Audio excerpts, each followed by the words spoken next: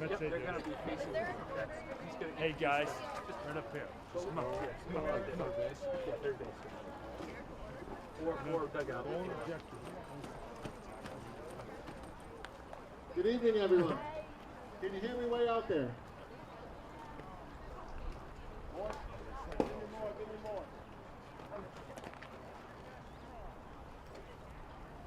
Good afternoon, everyone. Or an afternoon. I'm head coach Gary Dean. On behalf of the Frontier softball coaching staff, we welcome you to Zabeck Field and today's matchup between the Wahconah Warriors and our own Frontier Redhawks here on senior night. To begin the festivities, we'd like to recognize and congratulate the senior from Wahconah, Idri Collins.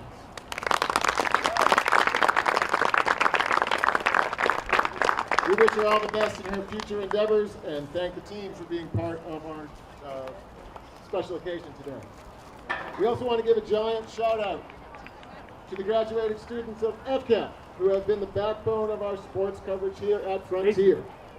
These dedicated students are the unsung heroes behind the cameras, the microphones, working hard to live stream countless games across multiple sports, rain or shine. Their coverage of our softball games has always been outstanding and entertaining. And tonight we celebrate one of FCAT's best, Mason Smith. Mason, come on over. In front of the camera. When Mason isn't delivering play-by-play, oh, Abby, I have this too. Have Mason come all the way over. All right.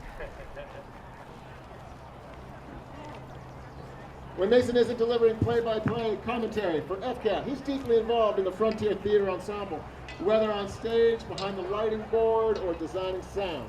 He's also a member of the National Honor Society and a contestant on the quiz show as Schools Match Wits. Mason dreams big. He plans to one day work as the voice of the New York Rangers. We're cheering for you, Mason. Mason will be studying sports media at Hofstra University this fall. Let's give a big round of applause to our FCAT senior, Mason.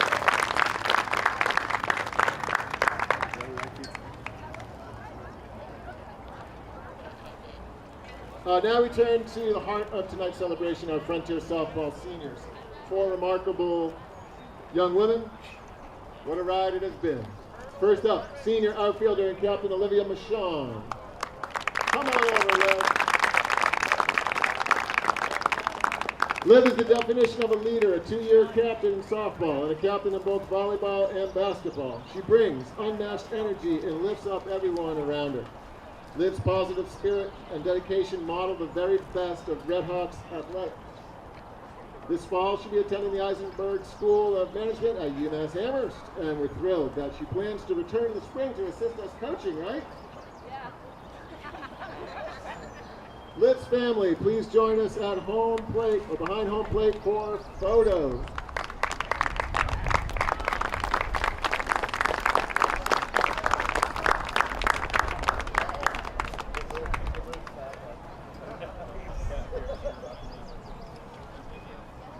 Libby! Good. Congrats. Congrats. Gary, take one from you. Appreciate everything.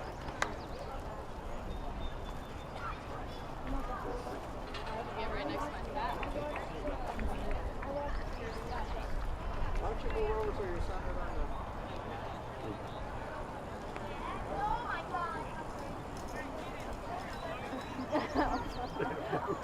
the... Levi.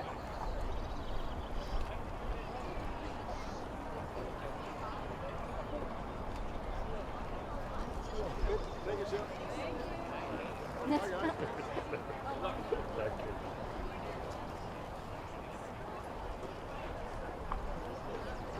Next, senior outfielder, pitcher, and captain Ashley Taylor.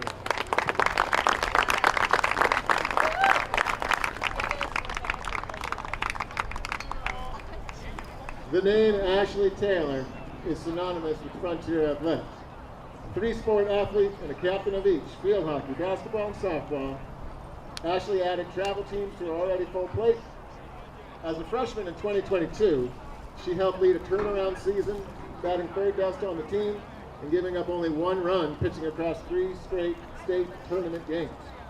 She leads by example and with excellence. Ashley will study engineering and play field hockey at the University of Hartford. Ashley's family, please join us for pictures.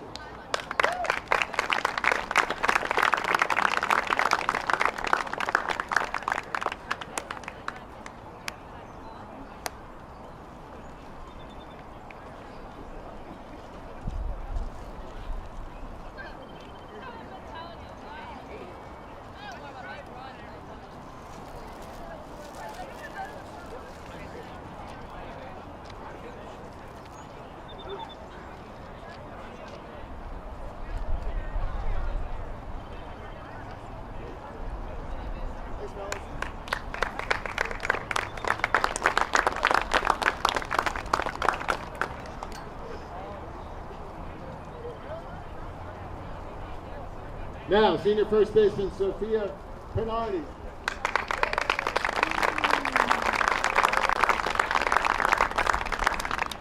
For 4 seasons, Sophia has anchored us as a starter at first base. Her consistency, both in the field and at the plate, has often been taken for granted simply because she would never let us down. But I know next season when you're not there at first base, the team and I will miss your presence. We'll miss your steady glove catching Skylar's bullets, your timely hits, and your dry humor in the dugout. Next year, Sophia will attend GCC with plans to transfer to UMass and study civil engineering. Sophia's family, please join us out at home plate.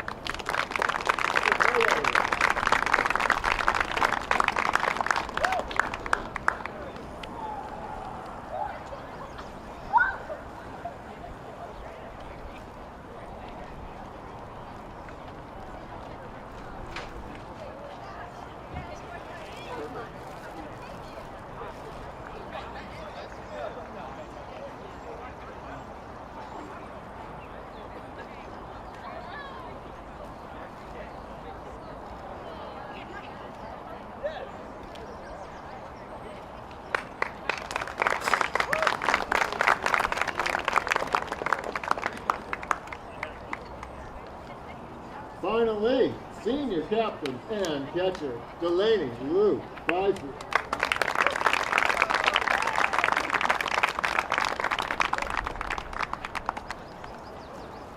Lou has softball in her DNA permanently. I remember as a little kid hanging around our field right here, fresh-faced and always returning from her own rec games where her dad, Steve, was always giving me updates on how many home runs she had hit. Hardly a few years later, Lou led the whole varsity team in batting average as an 8th grader. Now she's a senior, and without a doubt, one of the best players I've ever coached, one of the finest people I've ever known. Her grit, leadership, and heart have earned her a roster spot with the Mitchell College Mariners in Connecticut. Lou's family, please join us at home plate.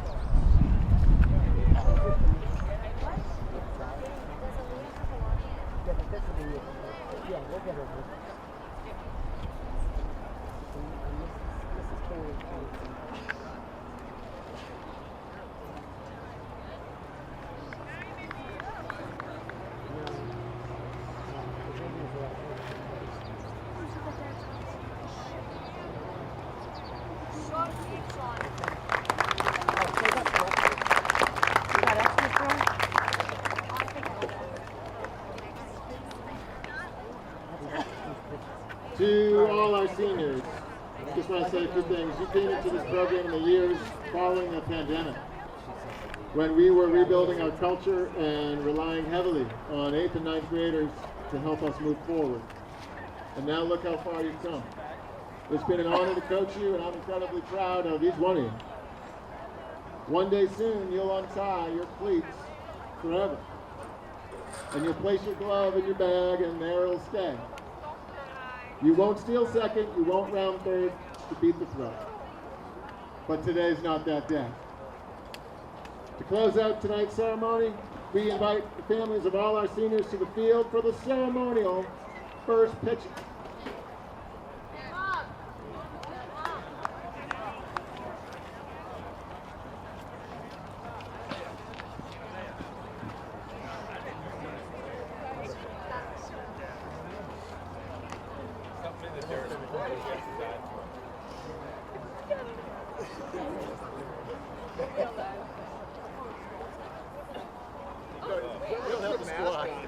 Wait,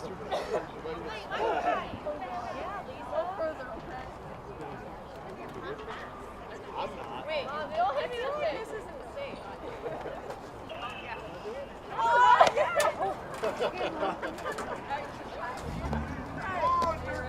All right, ready. Yeah! Thank you. Come on, Lisa. Oh, we got one more.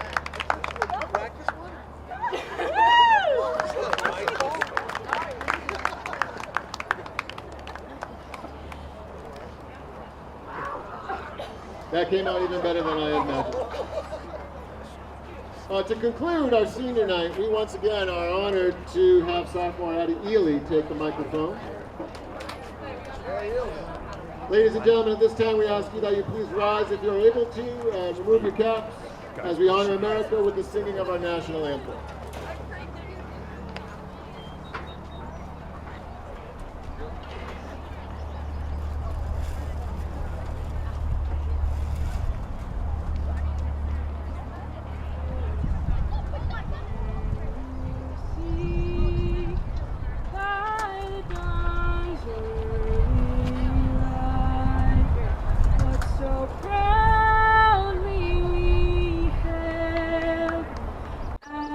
Twilight's last gleam, whose broad stripes and bright stars through the perilous fight, o'er the ramparts we watched, were so gallantly streaming.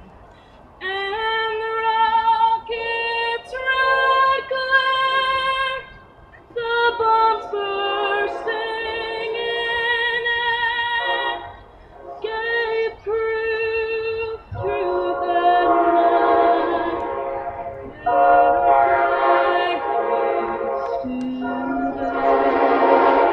Oh, say does that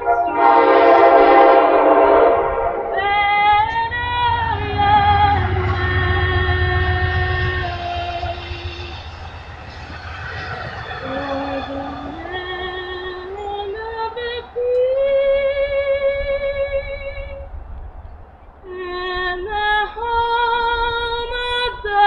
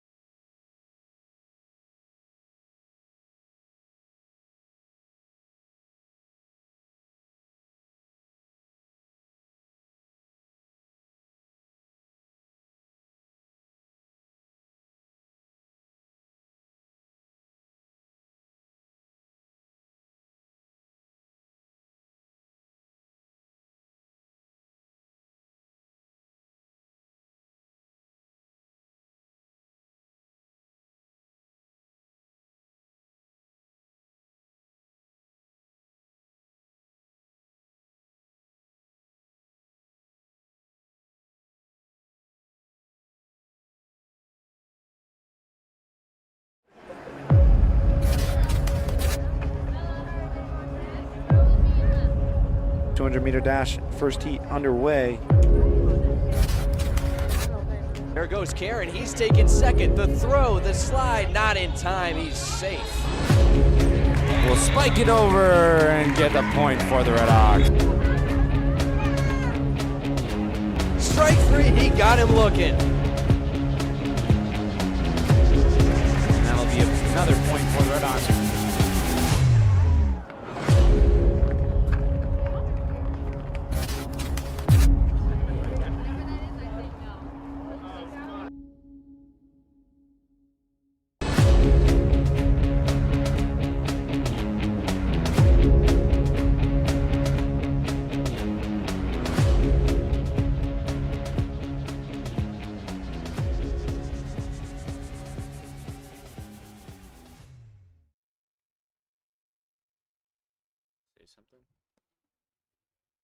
Check. All right.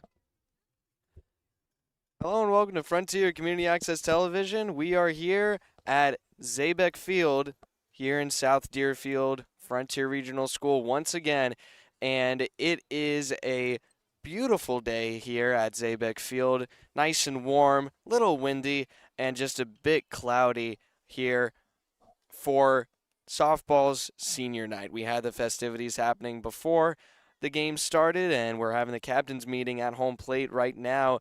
The Frontier Redhawks will be taking on the Wahconah Warriors for the second time this season. They lost to them previously in a 13-1 game. And for, I think, the first time that we've covered this softball team, we're seeing Ashley Taylor start the game. For senior night, you have to assume as part of it, she is one of the 4 seniors that Frontier is celebrating today. Only one senior on the Wahconah Warriors. I believe it was number 9, Idri Collins. So she got some congratulations as well from Coach Dean and the Redhawks. But Frontier, in their second-to-last regular season game, is facing off against Wahconah. Their last game will be on the 19th, just 4 days from now, on Monday, here at home against the South Hadley Tigers. That was a game that was rescheduled from earlier in the year. That's why that is not senior night, and this is because they already had it slotted in. But for Wahconah, this is their last game of the regular season before they look forward to the tournament. And for the tournaments, as always, we have the Western Mass tournament, Tom, and we have the States tournament. Now, both of these teams might actually see each other once or twice more. I don't know what class Wahconah is in for the Western Mass tournament, but both of these teams are in the same division, Division 4, for the States tournament, and ranked in a way that seems like they might end up facing off against each other. Wahconah, the 16th seed in Division 4 right now, and Frontier, the 8th seed in Division 4. Safe to say that Frontier has had a bit more of a successful season than Wahconah has. They've lost to more interleague rivals than the Redhawks have. 6 games they've lost there in total, where Frontier has only lost 3. In fact, they actually have the exact opposite records in league, 6-3 and 3-6 for Frontier and Wahconah, respectfully. The Redhawks are having a little team meeting over in their dugout right now, getting ready for their second-to-last home game as well. And I have not seen any updates on Western Mass rankings, Tom. I don't know if you've seen anything about that. But the Redhawks have had a pretty good record this year, a successful season, and you got to imagine that they probably would get at least one home game in the Western Mass tournament. Yeah, I mean, this is a good team, Mason. Frontier, like you just said, 6-3 in league play, and Wahconah 3-6. But Wahconah did beat them earlier in the season, so this is a bit of a revenge tour, as I got word from Mashawn earlier. And, excuse me, sorry. It's going to be a good game no matter what. I mean, we're hoping for the Redhawks here to win on senior night, as the only other teams to really win on senior night, I believe, was track. So yeah, track did win. Baseball lost in a close game, and boys volleyball lost. That was a 3-1? Or no, I think I might be misremembering. It was 3-1. Yeah, 3-1. It was a good game. Remember, we won that one set. It was the third set when we were down 2-0. Yep.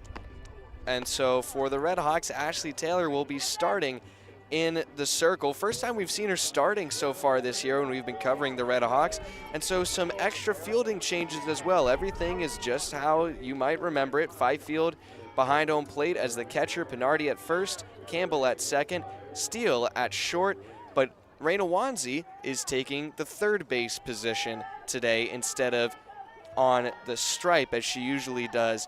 And in the outfield, Schreiber has moved from her third base spot to take up Ashley Taylor's usual starting spot in left field. And then things are back to normal with Mashawn starting in center and Addie Ely in right field. And we're ready for the first pitch here on senior night from Ashley Taylor, one of the 3 captains for the Redhawks. And it will be a ball low and inside to Sammy Cayley, who is the starting shortstop for the Wahconah Warriors. Yeah, Mason, it's interesting because we have really yet to see Taylor on the bump other than when she's coming to close a game or two, but yeah. She's been pretty solid so far this year. Not as successful as Wanzi, but still a pretty good ERA with not too many innings pitched, only 18.1. And that is a decent amount, but compared to Wanzi's pretty hefty numbers, 79.1 innings pitched for Wanzi. Pretty small peanuts there, and that is a strike called against Cayley, as she was ahead on the count 3-0. Now it's 3-1 as Taylor looks to come back in the count on her first batter. Here's her pitch. Swing and a miss for strike 2. We got ourselves a full count on the very first at bat of the game. yeah, and she got her to chase there, Mason, so good job by Ashley Taylor. Wind and delivery, and it's going to be grounded foul as Cayley stays alive. And this is also, I don't know if there's any players. Actually, there might be. I'll have to actually see her, I think. But there might be a couple girls basketball players from Wahconah in this lineup as well. But here's the payoff pitch. That's a nice shot going out to center left. Back, and it is over the wall, Mason. Is it over the wall? Oh, no. Ground rule Ground double. rule double. Huh. Oh, no, home run. It's a home run. Okay. Yeah, I was like, wait, what? It went over Miscommunication from the umpire. That's why I was confused. I couldn't quite see it, and it is a home run on the first at bat. A tough way to start. It's all right. I mean, Frontier very good offensively, but yeah, you're right. I mean, really don't want to start off going down 1-0 in the top of the first. I mean, this reminds me of the Wahconah baseball game we just saw the other night. Yeah. That was a 3-2 loss from the Red Hawks. And I believe that was actually their last game of the season as well, as the baseball team will look towards the postseason as well. So we're now seeing Aaliyah DiPietro, the left fielder, with an 0-1 count after the first pitch was a called strike. Here's the second delivery, and it's a ball high and inside from Taylor. On deck right now, number 21, Harper Kesey, designated hitter for the Warriors. That one is grounded slowly over to Wanzi, and Bernardi makes the easy out at first. Yeah, nice job. Nice play there from Rana. So the first out is away for the Red Hawks after they've let up one run early on that first batter. It was a great connection from Sammy Cayley. Didn't get the call she perhaps deserved on that because there was a confusion between the umpires and us as well. But Kesey here, the designated hitter, she's hitting for the first baseman. That one is a high pop-up, and Addie Ely makes the grab in right field. 2 gone for the Red Hawks. Yeah, something you missed during warm-ups is Addie was over in left field. You know, the coach was hitting BP to them. Yep. And Addie actually, it tipped off her glove and hit her in the head. Ooh. But I asked her before the game started, I was like, oh, you all right? She said yes. So plenty resilient. As we know, she played a couple games while she was sick, if I remember right. Oh, that's a great Marshawn. snag on her senior night, too. A good way to start for her. One of the other captains, Marshawn, makes a great diving catch in center field to retire the side. great catch from Liv Marshawn. I mean, what a way to go into the bottom of the first inning, gets the bats going, Mason. So yeah, and so that was an out on Kennedy Arnold, who is the catcher for the Warriors. She's suiting up in the dugout right now, and coming on to the stripe is Marlee Arnold. You have to assume they're related, especially with the H that's in the middle of their name. Pretty unique, I'd say. I haven't seen that before. So I didn't get a chance to ask if there was what kind of relation between them, be it sisters or cousins, but they will be the pitcher-catcher duo that is starting this game for the Warriors. You have to imagine they've had a decent amount of success together, especially if they have that kind of sibling connection that you might imagine the two of them would have. But for the infield, for the Warriors.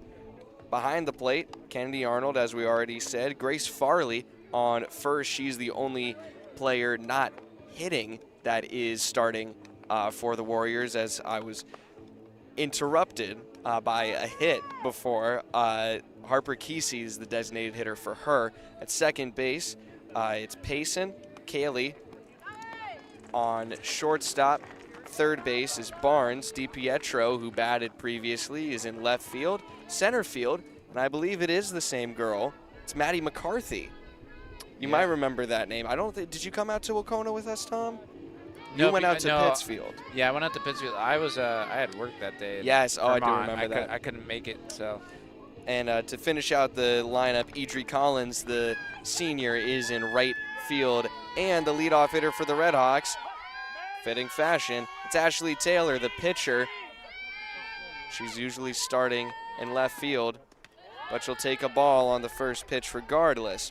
And Maddie McCarthy, I mean, she was the big player for the Warriors girls basketball team, and that was a huge win for the Redhawks in the early moments of their Western Mass tournament earlier this year, as that's going to be a chopper over to short. Throw is in time for the first out, and Skylar Steele will come up to bat.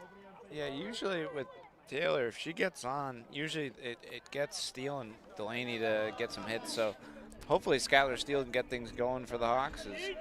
She is a very good hitter, one of the best, and I got informed that she hit 10 home runs. Yeah.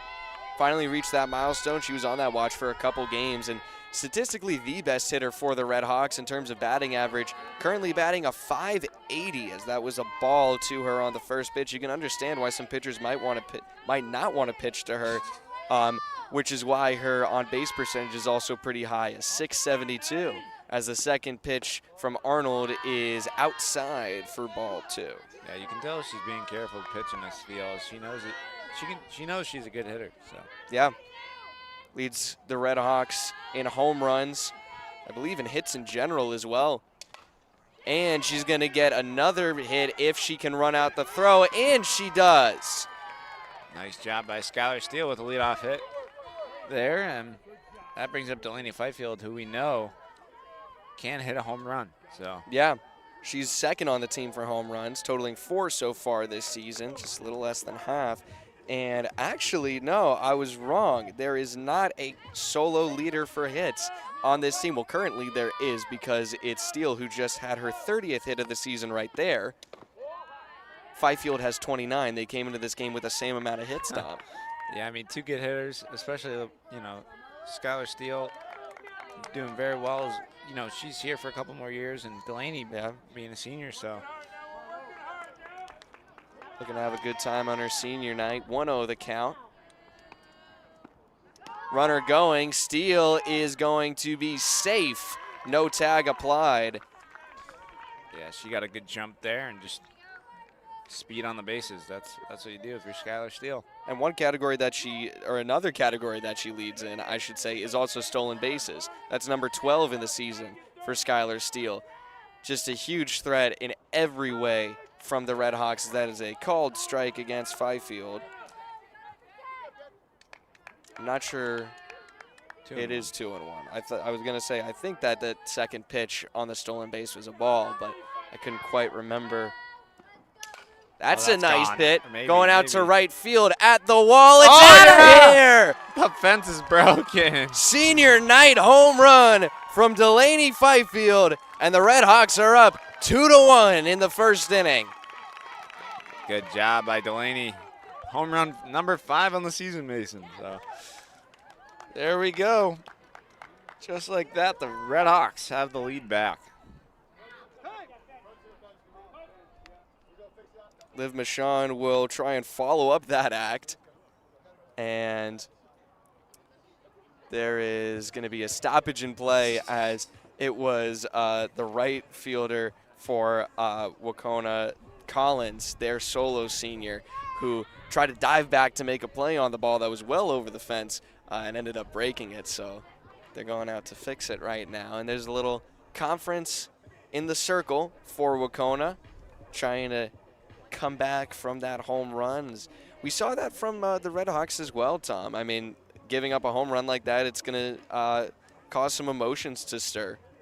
Yeah, I mean, especially, you know, on senior night, you want to get things rolling, and Delaney Fifield was like, I want that run back, Mason. And she decided to hit it out of the park, and there you go. You know, the fence got broken, so. Yeah.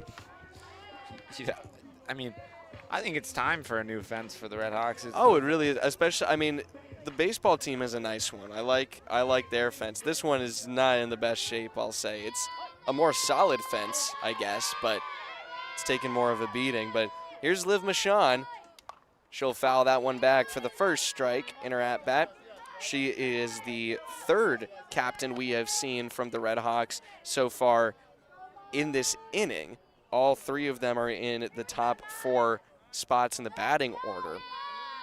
All of them, of course, seniors. The only senior not a captain, Sophia Pinardi at first base. That's a nice shot. Oh, and a nice grab. Barely had to move. Was pacing at second base. Yeah, nice contact there for Michon, but nice catch by the second baseman for the Warriors. Now we'll see Raina Wanzi, who, despite being a pitcher, she has had some good success on at the plate herself. And, well, I should say despite being a pitcher and also despite being in 8th grade, she's had some good success at the varsity level. She's just been this legendary story this year, Tom. Yeah, I mean, she's very good on the mound, and they're giving her a little break before the playoffs. You know, I mean, that's what I'd want to do, especially senior night. You have a good pitcher, Ashley Taylor. You know, playoffs is just next week. It's not too far away. Yeah. We'll make an effort.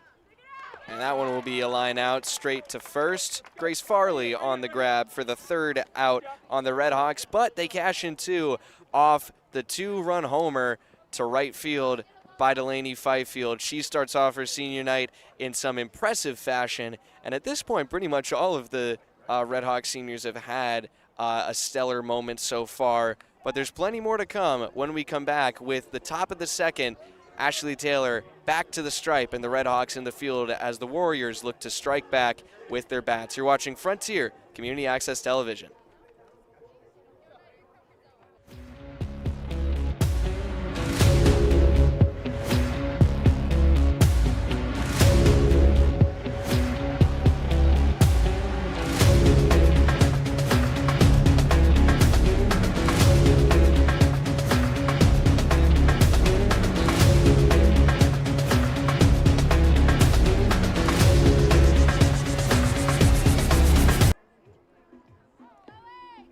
Hello and welcome back to Frontier Community Access Television. Ball's coming in from the Red Hawks fielders. Little meeting here at the pitching circle with the infield, outfield does the same at center. And the leadoff hitter for the top of the second from Wahconah will be their pitcher, Marlee Arnold, who, to make it a little bit more complicated for us, is batting right after her sister or cousin or whatever it might be, Kennedy Arnold. So the Arnolds are batting right next to each other in the order, Tom. Yeah, I mean, hey, we can take a guess. Maybe they're sisters. Maybe we can go ask. You know, I can. Yeah, we can try during the middle of an inning. Figure that out. That's a low pitch from Taylor. Let go of it a little too soon, it looked like, and that ends up being ball 1. Yeah, Mason, what I was going to mention, though, is next week, hopefully, we're going to make an effort to try to cover as many games as we can, especially coming to the playoffs. You know, we enjoy covering those. Ground ball going to Campbell at second, and the soft throw to Pinardi is the first out away in the top of the second inning. But yeah, Tom, I mean, well, for me personally, it's going to be a lot easier to come and cover these games when I don't have high school anymore. My last day is on Wednesday, the 21st, so only thing that'll make it a little more complicated is when those graduation rehearsals will be. That will be a strike called against Idri Collins. As we've said before, the only senior on the Warriors roster. She's starting in right field. Couldn't make the grab on Fifield's home run ball. Now Fifield won't have a chance to get the out on her. It was popped up over the backstop. Now an 0-2 count. Yeah, and Mason, I found out that from the crowd from Wahconah is that they're twins. They're twins? Yeah, oh. Yeah, they're twins. So. Wow. It's a little hard to tell when one of them's wearing all the catcher's gears, so it's. Well, also I think one of them, I could be wrong, but one of them is black hair. Maybe, I don't know. Maybe fraternal instead of identical. I don't know. All I know is both my parents are twins, so that's all I know, Mason. So. 0-2. Taylor back on the stripe. She delivers. That one's going to be popped up. Wanzi underneath it. Foul territory, Nice. and she makes the grab. Second out away for the Red Hawks. And incidentally, while we're talking about twins, I have I have cousins on both sides of my family, my mom's side and my dad's side. On my dad's side, I have identical twins, and on my mom's side, it's fraternal twins. So I feel like if someday I end up having kids, there's a good likelihood that I'd probably end up having twins. Well, you know? Yeah. Listen to this, Mason. Both my parents are twins. One's identical. My mom's fraternal. My dad's identical. Wow. So either me or my brother, maybe. I don't know. Apparently, only the identical one is a recessive gene or something. Well, I never was very good at biology. I took that one the COVID year, so I don't remember much of that. But it's a 2-0 count against Barnes here. I think that's a 3-0 count now. Mariah Barnes, the third baseman, getting us back on track here. The Red Hawks senior night. 3-0 delivery on its way, and that'll be the first walk of the afternoon for Ashley Taylor. It's getting pretty sunny here as the sun is getting lower in the sky. Getting nice and warm, too. It's some nice weather we're having in these past few days, Tom. Yeah, good weather. Well, especially after last week, Mason. I mean, that was just terrible. It rained all week. Mason gets a delivery of food. And up to bat now, it's Maddie McCarthy, who we were talking about before. She was the star basketball player for the girls' team from Wahconah, as that is a strike call. You know, I'll say something. I don't usually talk about the umpires. I like this home plate umpire. I can hear when the strike is being called. Yeah, I mean, it's kind of nice because then it's like you kind of know when it's a ground ball foul. Striker, not. Yeah, exactly. And I mean, something that happens a lot with, especially with baseball, they take their time. You know, it's a strike. They know it's a strike. They say it, but we can't hear it because we're too far away. And then 2 seconds later, they put the fist up. And, you know, if you're ever wondering at home why we have the hesitation on some of those calls, that's why. That's a line drive. Gets over the glove of Steele, a base hit, and the runner is held at second. But now runners in scoring position now as McCarthy hits a single out to left field. Yeah, and it'll be Sydney Payson, Mason, the second baseman. Yeah. Hopefully, the Hawks can get out of this with no damage. Already 2 outs away. Then that's a strike called against Payson. Number 9 in the batting order, so Taylor might have a good chance at getting her first strikeout of the day here. And actually, just in general, first strikeout of the day for either team. We haven't seen one yet. Swing and a miss, foul tip, and strike 2. Yeah, I'd like to say is, for me, I think it was my second year or third year at FCAT, and Taylor was a 7th grader on the mound for the Hawks. She's an incredible athlete, tri-sport athlete for the Red Hawks, captain in each of her sports. Here's the 0-2 delivery, going to be a ball in the dirt. That's happened to her a few times. She's just getting a little ahead of herself, I think, Tom, a little too anxious. And you can understand that when her name is plastered up in center field on the home run wall. That's ball 2, high this time, and over adjustment. Yeah, I think she tried to get her to chase 2. I mean, yeah. But Taylor has one more pitch to give. 2-2 pitch on its way. Oh. Little high, close call, but it did look like it was above the letters by just a couple inches. Now we got a full count, 2 outs away, and runners on first and second for Wahconah. They're down by 1. Here's the payoff pitch, and that's a hard ground ball. Stopped by Steele from her knees. No throw. Everyone's safe. A good stop from Skylar Steele there, but yeah, unfortunate. But hey, it's still 2 outs. Plays at any base and even at home. So, and now for Wahconah, this is a good chance for them. Back to the top of the order, their home run hitter, Sammy Cayley. She had a solo shot before. That's a ball. to her high from Taylor. Almost the same spot, Mason, as we saw before, but hopefully Taylor can dial it in here. That is a strike called right in the zone. And this is a good opportunity for Wahconah. Bases loaded, your home run hitters right up on the plate. And in a 1-1 count, that's good odds for you. You could see a grand slam here. That's going to be a ground ball foul. 1-2 the count. And if you're Frontier, Taylor wants to get out of this, go get the bats going. Yeah, I mean, this would be a pretty dominating pitch for her if she can cash in a strikeout against Sammy Cayley, who again took her deep. Just one at bat to go. And she struck her out, swinging too.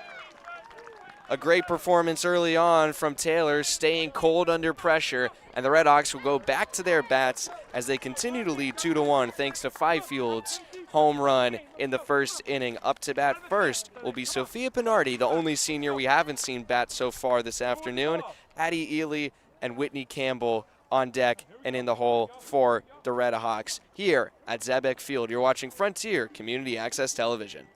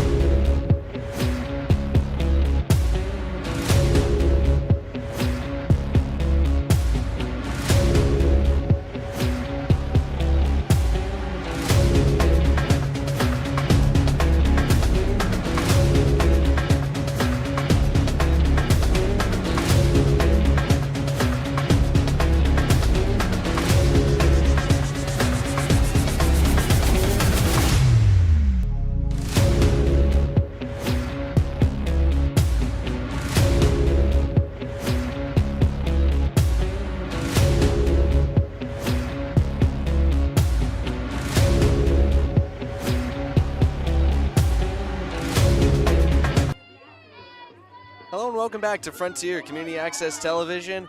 Bottom of the second here in South Deerfield.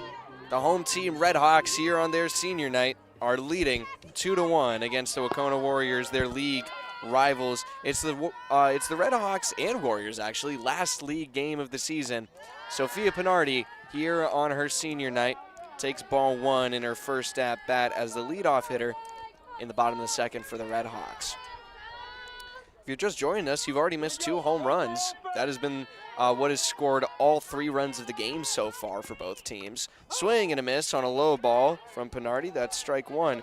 But, I mean, that's even for softball. I'd say that getting 2 home runs in the first inning is a little unusual, Tom. Yeah, not normally. You don't normally see that, Mason. So, hey, Sophia Pinardi up the bat now, and hopefully, yeah. I mean, she has the power to do it. So she definitely does. She actually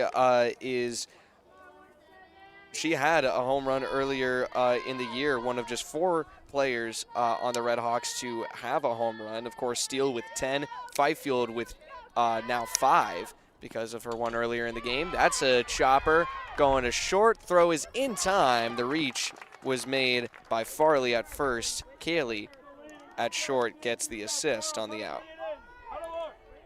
Well, that will bring up Addie Ely, and she's honestly a great hitter to have at the plate. She has long at-bats, Mason. She puts the ball into play. So yeah, and you've talked a lot this year, Tom, about how much you like the way that she performs at the plate.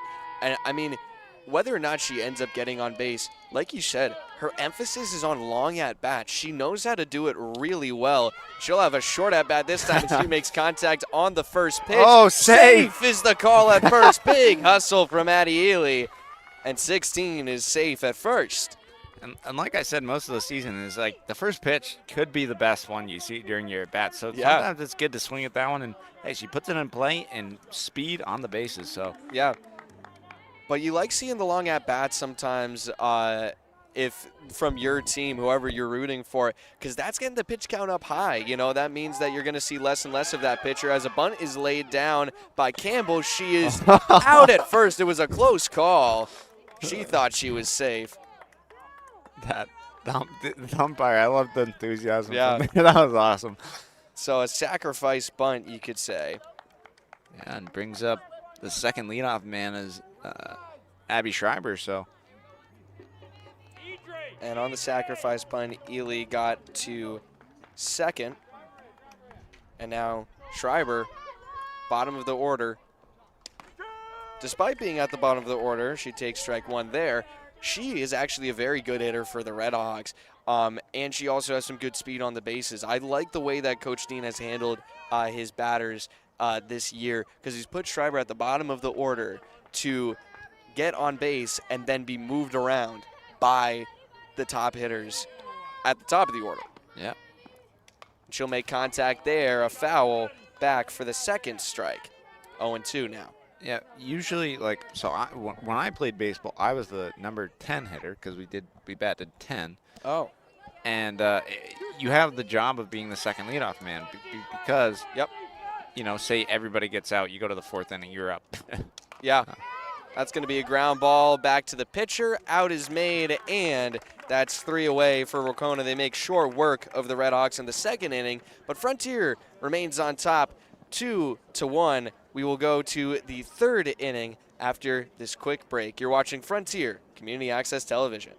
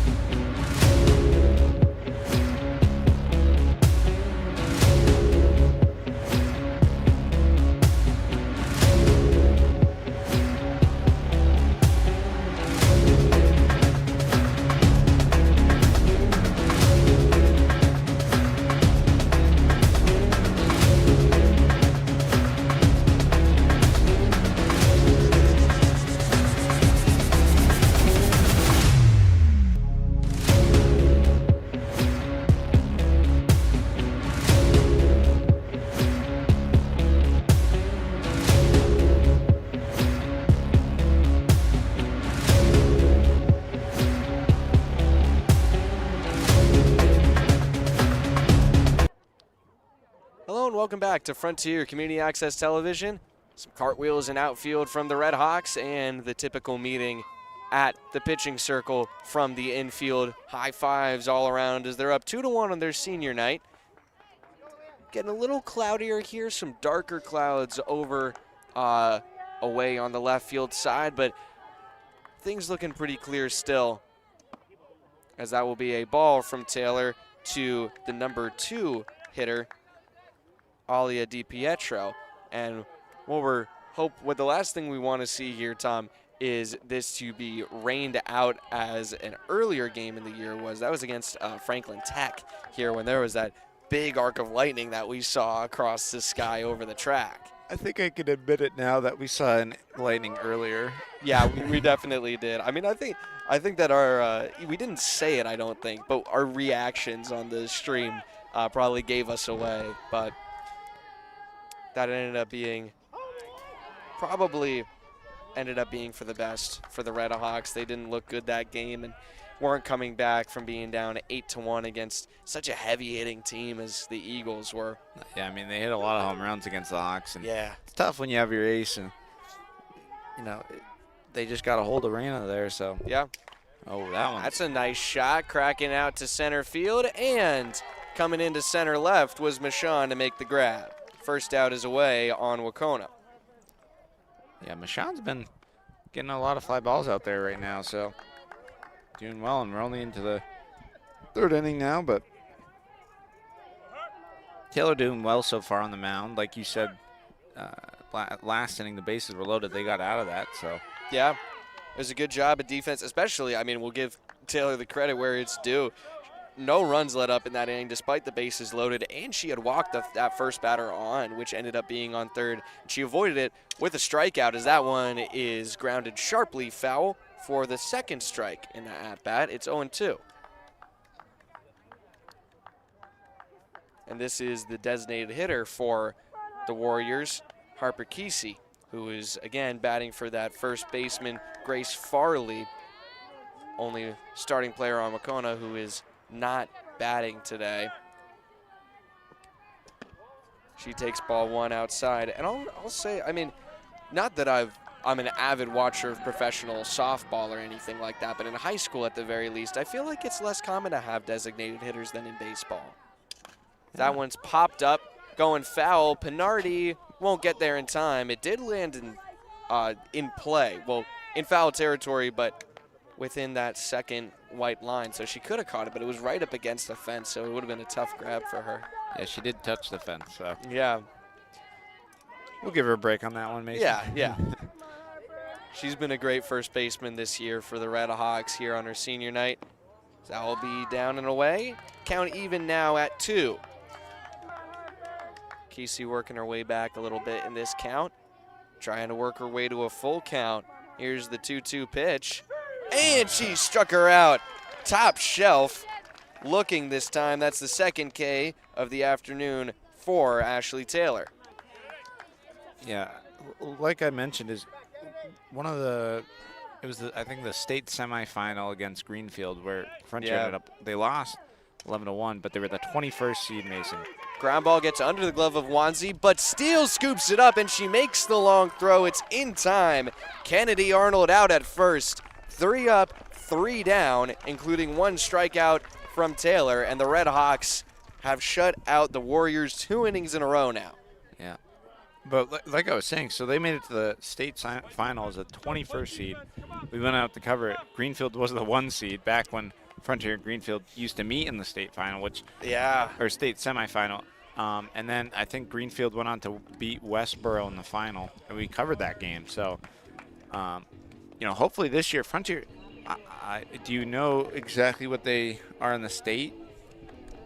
For rankings? Frontier is? Yeah. Frontier in Division 4 right now, they're 8th. So they've been doing pretty well. They've had a couple tough losses. 1 to Wahconah, obviously. 1 to Greenfield, 1 to Turner's. So despite some of those Greenfield and Turner's being D5 schools, they are highly ranked in D5. And so that ends up bringing down their overall ranking a decent amount, and give some credit to those teams as well. They're pretty serious.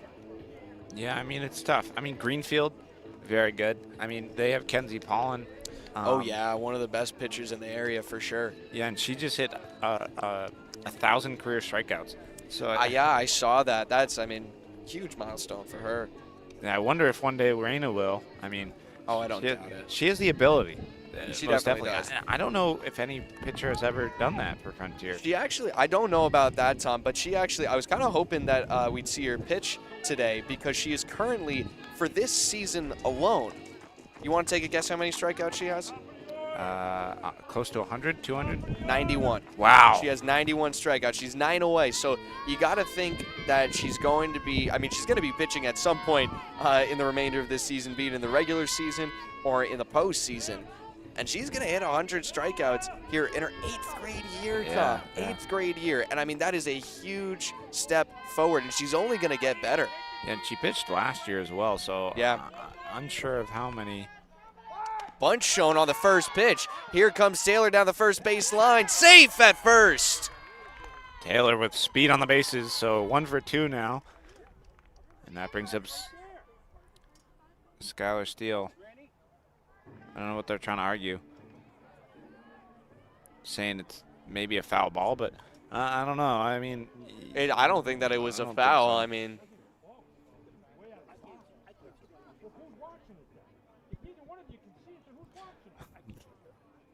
The Warriors coach not happy. It's Coach Dustin Belcher there. You don't want to get obviously upset about something. Well, he thinks it was a foul ball. I think I'm trying to listen in a little bit. Now, something that I feel like was a little bit unique about that, and he could have been arguing about, was it looked like Taylor had stepped ahead of the plate and out of the batter's box when she laid down the bunt. That might have been his complaint, but it was part of the swinging motion. So I don't know if what that would have been called, but she's there on first. That one's going to be popped up from Steele in foul territory, and it drops. Will be strike 1. Give Skylar a new life, Mason. Yeah. You all day, sis. There's no hesitation. Take a peek at Idris. Some more words from the dugout from Coach Belcher, this time to his second baseman, trying to encourage her to get over there. Because she could have made the grab. It looked like there was some hesitation on her part, and that one is going to be a line drive over the glove of shortstop, and it's going to be held to a base hit as DiPietro comes in to shallow left to stop the ball. Yeah, steal 2 for 2 on the night already. I mean, do you know how many hits she has on this season, Mason? Well, now I think she's got 31 now, Tom, Yeah, wow. actually. And she did hit 100 career hits this season. Oh, she did? I believe so, yes. Well, this is a good combination for Fifield. Home run hitter in the first inning. That one's going to be popped up and the first out away. Jinxed her, but looked like she came onto the ball a little late there. Yeah, just got under it. Not much you can do about that one. But, hey, 1 for 2 with a, 2-run home run. Not Yeah. too shabby. Yeah. Hey, we'll take it. So Not at all. 1 gone, and that'll bring up Liv Michon. She's 0 for 1 so far. She had that line out to second in her first at-bat. She makes contact on the first pitch, going foul again, and no chance for anyone to catch it that time. That was pretty far foul. Yeah, is it? It hits the fan in the foot. That was funny. He kicked it. So. Yeah, trying to make a stop somehow, I suppose. Well, just only 1 out away for the Red Hawks. 0-1 the count against Michon. Now it's 0-2. She takes a strike looking. Big dark clouds coming our way, Mason. Kind of wishing this game started a little earlier, but.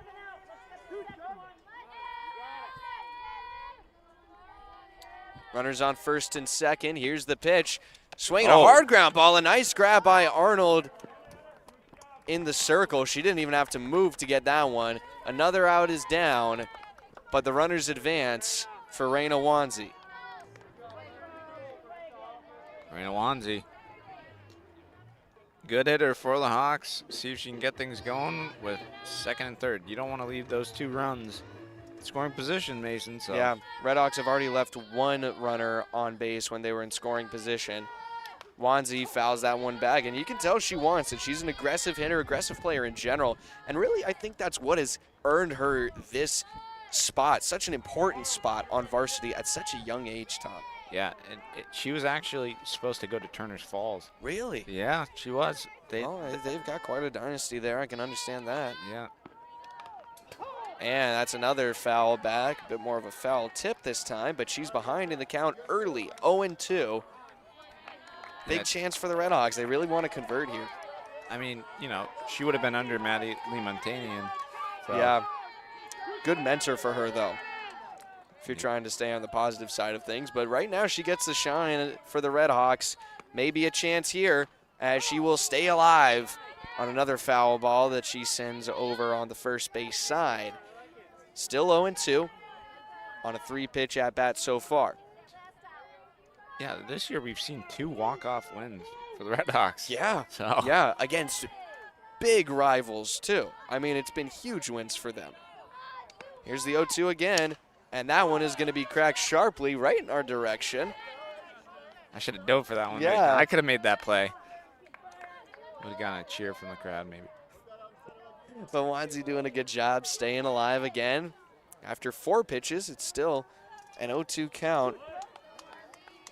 Not really searching for her pitch. She's just going after it right now, trying to stay alive, put it in play, and make something happen for the Red Hawks. Runners on second and third, 2 outs away, and she strikes out swinging. The first K of the afternoon for Marley Arnold, and that will be the end of the bottom of the third for the Red Hawks. Yeah, we'd like to quickly thank our sponsors, though, Mason. So, Albert Hearing Services, they're located at 33 Riddell Street in Greenfield, Massachusetts. You can give my mom in her office a call at 413-774-0100. Again, 413-774-0100. Or visit alberthearing.com. As well as Holiday Pizza. We had their pizza tonight. Yeah. Gilmore Farrow Insurance. They specialize in commercial and personal insurance. Zach's Barbecue. They're located in South Deerfield. Sugarloaf Hair Studio. They're also located in South Deerfield. Terrazas at Greenfield Country Club, as well as feel like I'm missing You might have gotten all of them. Maybe I got all of them. If you're missing one, it's only one. But here the Red Hawks are warming up. Both of these teams coming to this game pretty strong, Tom. 3-2 in their last 5 games for both of them. And for Wahconah, it is a big game. As we mentioned, it's an in-league game, so high stakes there. Both of these teams not in a position to get a league title, but still, you want to win those in-league games, do a little bit of extra effort for them. But for the Red Hawks, it's their second to last game. They have one more against South Hadley on Monday. But, I mean, that was a chance that they had to really extend their short lead here, Tom. 2 hits in that last inning and 2 left on base, both of them in scoring position. Yep, that would have been nice to get some more insurance runs and get over Wahconah. I mean, Wacona's a good team, so don't want to give them any more chances and got to shut them down here. As we go to the top of the 4th, Mason, with some wind and large dark clouds ahead of us. Yeah, you can see a patch of clear sky over. It would be behind the backstop right now. But up to bat here is Marlee Arnold, and she grounds it off the first pitch. Oh, steal. Great stop made by Steele. The throw high, and it's out of play. An extra base is going to be given to Arnold, but it was a great effort from Steele. Couldn't make an accurate throw from her knees, but she was really trying to make something happen. And it's all right. Ashley Taylor's like, a nice stop, but that almost, I mean, hey, you know, that arm from Steele, if it goes over Penardi's head, then it hurts if it hits you. So that fan almost got nailed, I'm not going to lie. So heads up play from the fan to get out of the way, and we're seeing a pinch runner come on, or perhaps a courtesy runner for Marlee Arnold. That's number 4, Audrey Wildrick, who's on for the Warriors at second. Couple signals coming from Dustin Belcher, their head coach, and a couple words to his batter, Idri Collins, who's 0 for 1 so far today. She popped up in foul territory on an 0-2 pitch in her last at-bat, and on her first pitch, she takes a strike looking. Yeah, nice pitch there from Taylor. Got to try to get out of this without giving the Warriors this run, so. Early on in the inning, and bunt laid down, foul. Good job from Fifield, a heads-up play to let it go out of play. Yeah, Fifield's been behind the home plate, I think Coach Dean said at the senior ceremony, for 4 years now.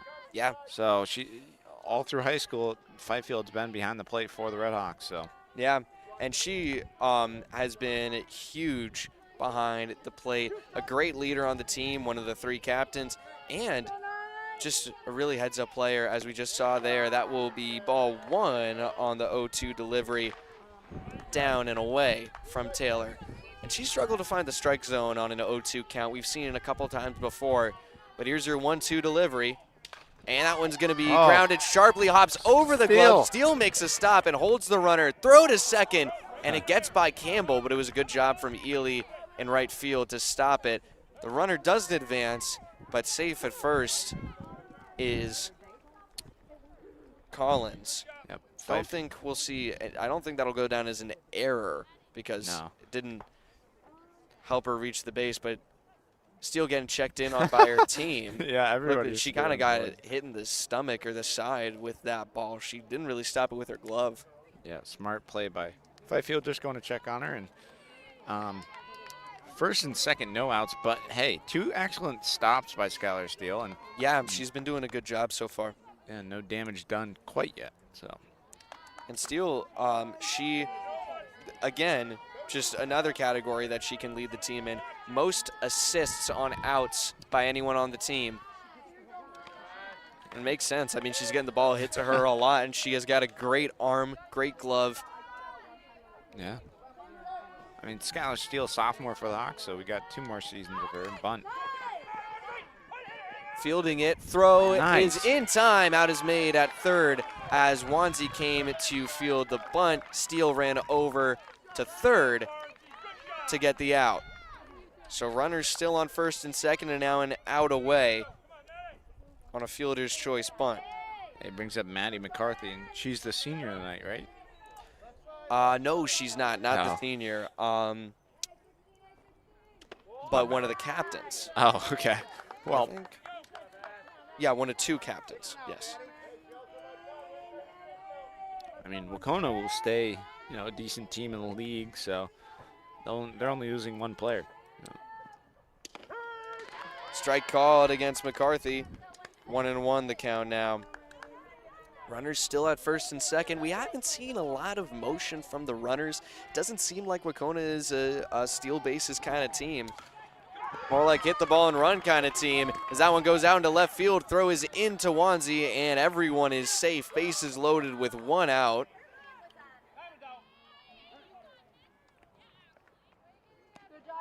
I wonder if she got the wind knocked out of her or something. Yeah, it's laying on the ground for a moment there. Idri Collins on third. That was Maddie McCarthy who singled out into left. I'm wondering what the umps are meeting for.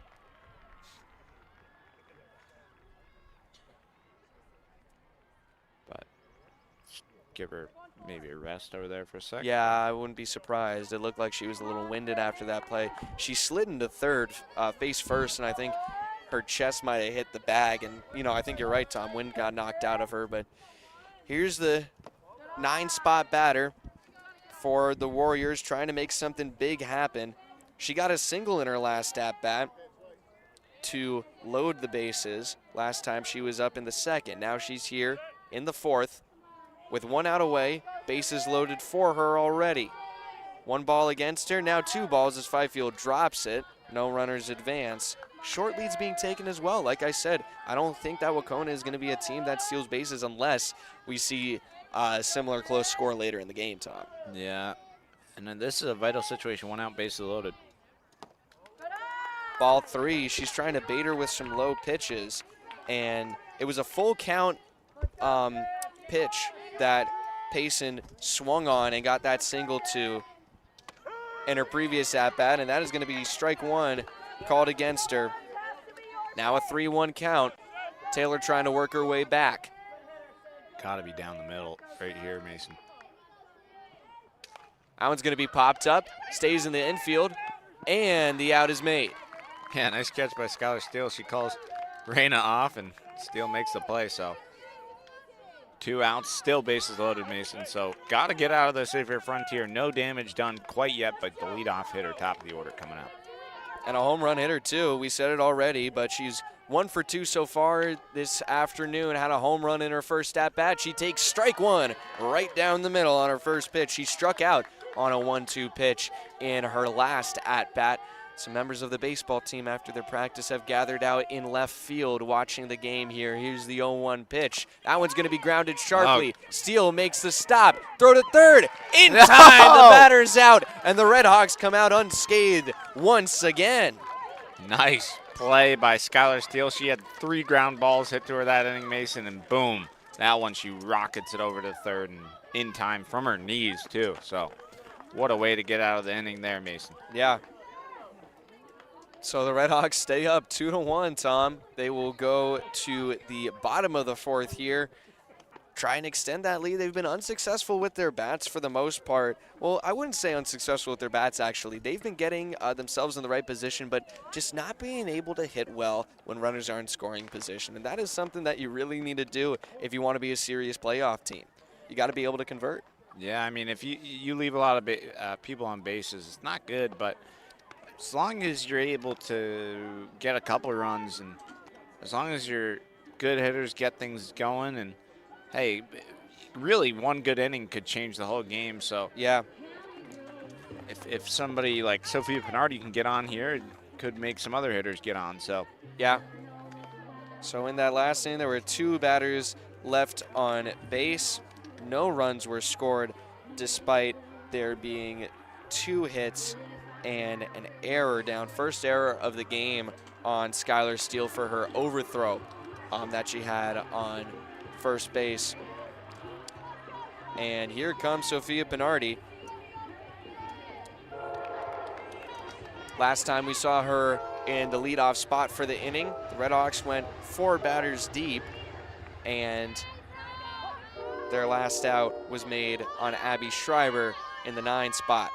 So here she comes. grounds it, doesn't ground it, lines it right back to the pitcher's glove.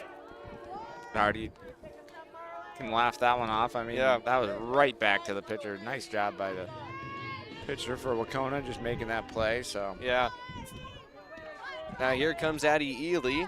She got on base in her last at bat, and she takes strike one on the first pitch. yeah, and she did it off of the first pitch too. So she lined it and drove it and beat out the throw. So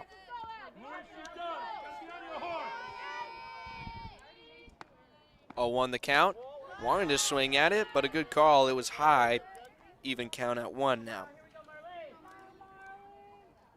check the weather app right now. Yeah, it's starting to get pretty dark here. Serious clouds hanging overhead as that is strike 2 called against her. 35% of precipitation. I saw it was going to rain much later tonight, close to midnight. But Right. I didn't see anything that would affect us here. That's a ball high. Yeah. Close call, but it looked like it was above the letters. And the catcher I saw on the screen, she tried to frame it. So. And that's what you hope for when you have a good catcher behind the plate. Here's Marley Arnold. And that one is going to be fouled sharply right to us in the middle chair. Saves my feet. Yeah, and I was a little worried there. I mean, Yeah. I just heard the crack of the bat Well, you coming in got- that yeah, direction. I wasn't looking. You've got some trauma from that a little bit, more than I have. I mean, I've had some overthrows from that Hopkins game. That worries me. When I see the overthrow coming from Steele, that worried me. Not the ball coming this way. Oh, my gosh, Mason, that reminds me of last night. Swing and a miss, struck her out on the high ball, and she is out. They tagged her. It was a dropped third strike, but the strikeout is made by Arnold. What I was saying, though, is I think the other night against Wahconah, the first baseman, when they were warming up, missed like 4 or 5 overthrows. Jeez. So, you know, we actually put the screen ahead of us. Huh. I was still in danger zone, but, Yeah. you know, so be it. Bunt laid down by Campbell. It will be fair, and she's safe at first. A good hustle on a really well-placed bunt. She bunted in her last at-bat, and this time she gets there in time. Yeah, Campbell has struggled a little bit during the regular season on the bat. So Yeah, really hard time, and it's only gotten worse, unfortunately. She's got a .05 average coming into this game, so that's a big hit for her, hopefully to boost that a little bit. Big windup on the swing, but it was fouled back by Schreiber. And suddenly there's a little life for the Red Hawks here in the bottom of the 4th.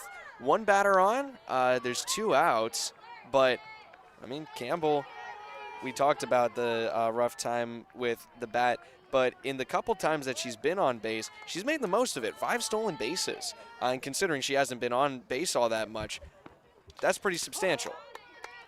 I mean, we've seen her speed in basketball, so, you know, Oh, yeah. she's a three-point shooter. We know that for a fact. Yeah. We'll have 1 more year of hers. I believe she's a junior. So. I think that she is. Yeah, junior. Here's the 0-2 pitch. Swing and a miss. Struck her out. Oh, no. Foul ball. Foul ball. Campbell was going on the pitch as, looks like we might be losing a balloon outside of right field, but no helium in it. It's kind of just drifting along the fence. Hopefully it doesn't come into play. That could be an issue for us. That'd be funny. Still an 0-2 count. It was a foul tip on the last pitch. And she does strike her out this time. Schreiber swung on every pitch that she saw, and she goes down swinging. 2 strikeouts here in the bottom of the 4th for Marlee Arnold. I believe that's 3 strikeouts now in the game for her. Red Hawks still leading 2-1 as we go into the top of the 5th, Tom. All right. It's going to be a tough time for the Warriors to try and come back into this. They've just had some bad luck, it feels like. Yeah, I mean, you know, they've left some runners on. Yeah. Bases loaded. Last inning, they left runners on first and second. Steele with an incredible play over to third. Yeah. So, you know, really give it to Frontier's defense. Oh, yeah. Taylor's doing well on the mound.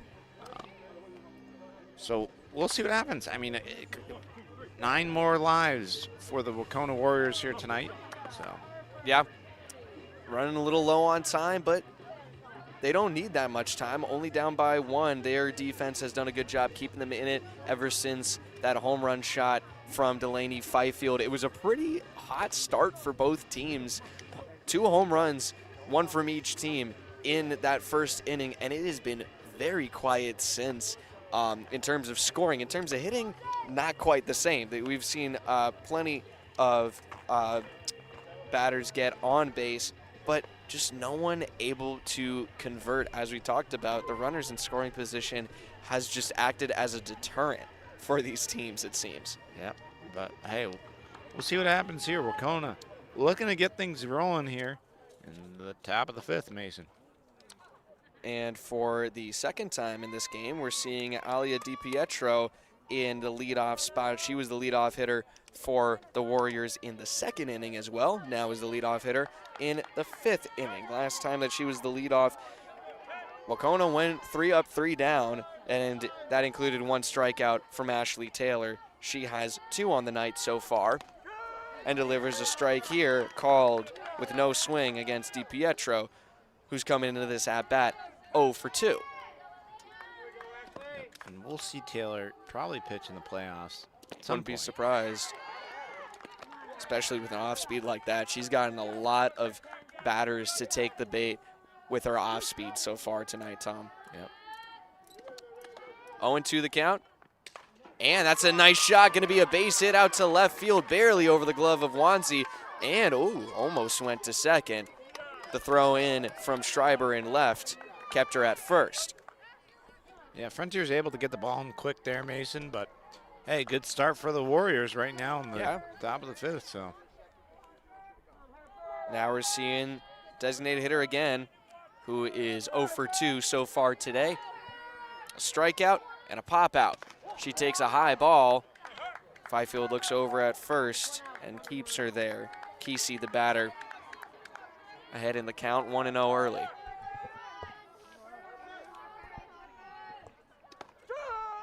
Looked like she wanted to go at it, but it's a called strike anyway.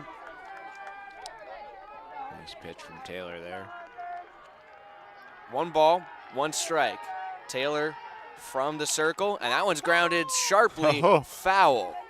First base coach had to get out of the way, and that's strike 2 on Harper Kesey. And it looks like, no, I am seeing it right. We have a pitcher warming up behind us, Tom. Number 2, Sammy Cayley, the home run hitter for the Warriors. That's a ball outside, yeah. I thought he was going to call it. It looked like it from our angle, but outside of the bag. Yeah, I saw her warm up during their warm-ups before the senior ceremony. So that one's going to be grounded to Pinardi. Out is made and no throw to second. It was good hustle from DiPietro to get to second base in time as Kesey bats the runner forward. Yep. Taylor back in the circle. She's done an excellent job tonight. I mean, other than that, really, I think it was the first inning where the bases got loaded after the home run, but second inning they got loaded. But considering that, that might be a nice gone. shot, left field, and it is out of here.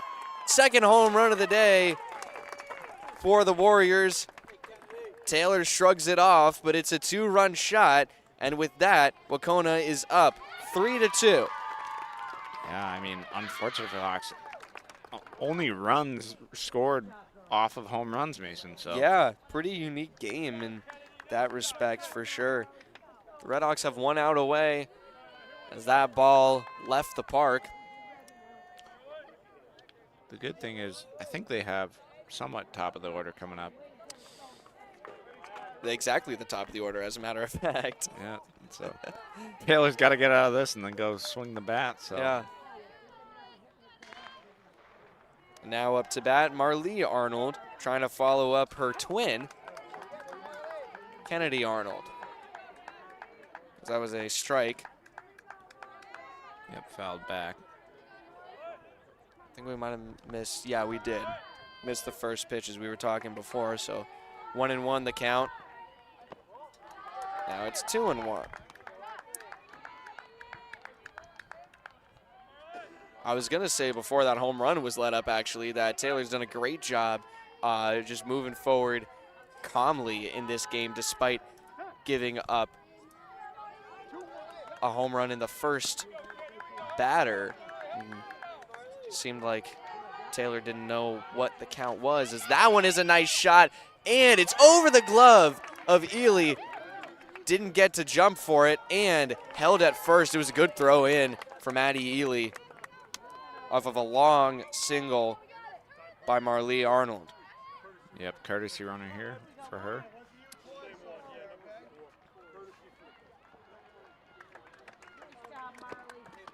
And it's going to be Audrey Wildrick again, still warming up behind the dugout. Sammy Cayley, the shortstop currently. We could be seeing her come in for Marlee Arnold. And if the Redhawks can't get out of this inning soon, we might start to have the conversation about Taylor getting brought out of the game. But that is a strike called against Idri Collins, who is 1 for 2 so far today. Yeah, I don't know if they'll put Raina in or not. I mean, I know they want to rest her, but probably would see her come in. Ball's popped up over the backstop. And I agree with that, Tom. I don't think that they want to put her in. The Redhawks do have other pitchers. They have Bella Orell, who pitched for only 2 innings so far this year.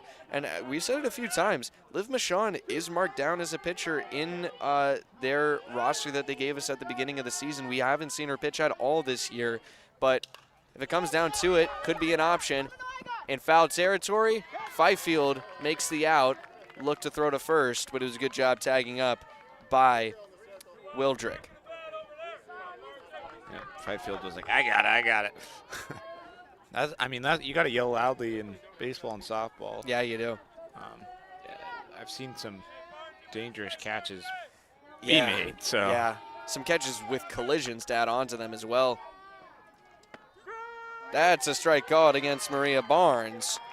She's gotten on base both times she's been at bat so far today, but currently 0 for 0, as her first at bat was a walk and her second was a fielder's choice, so neither one counts towards a success.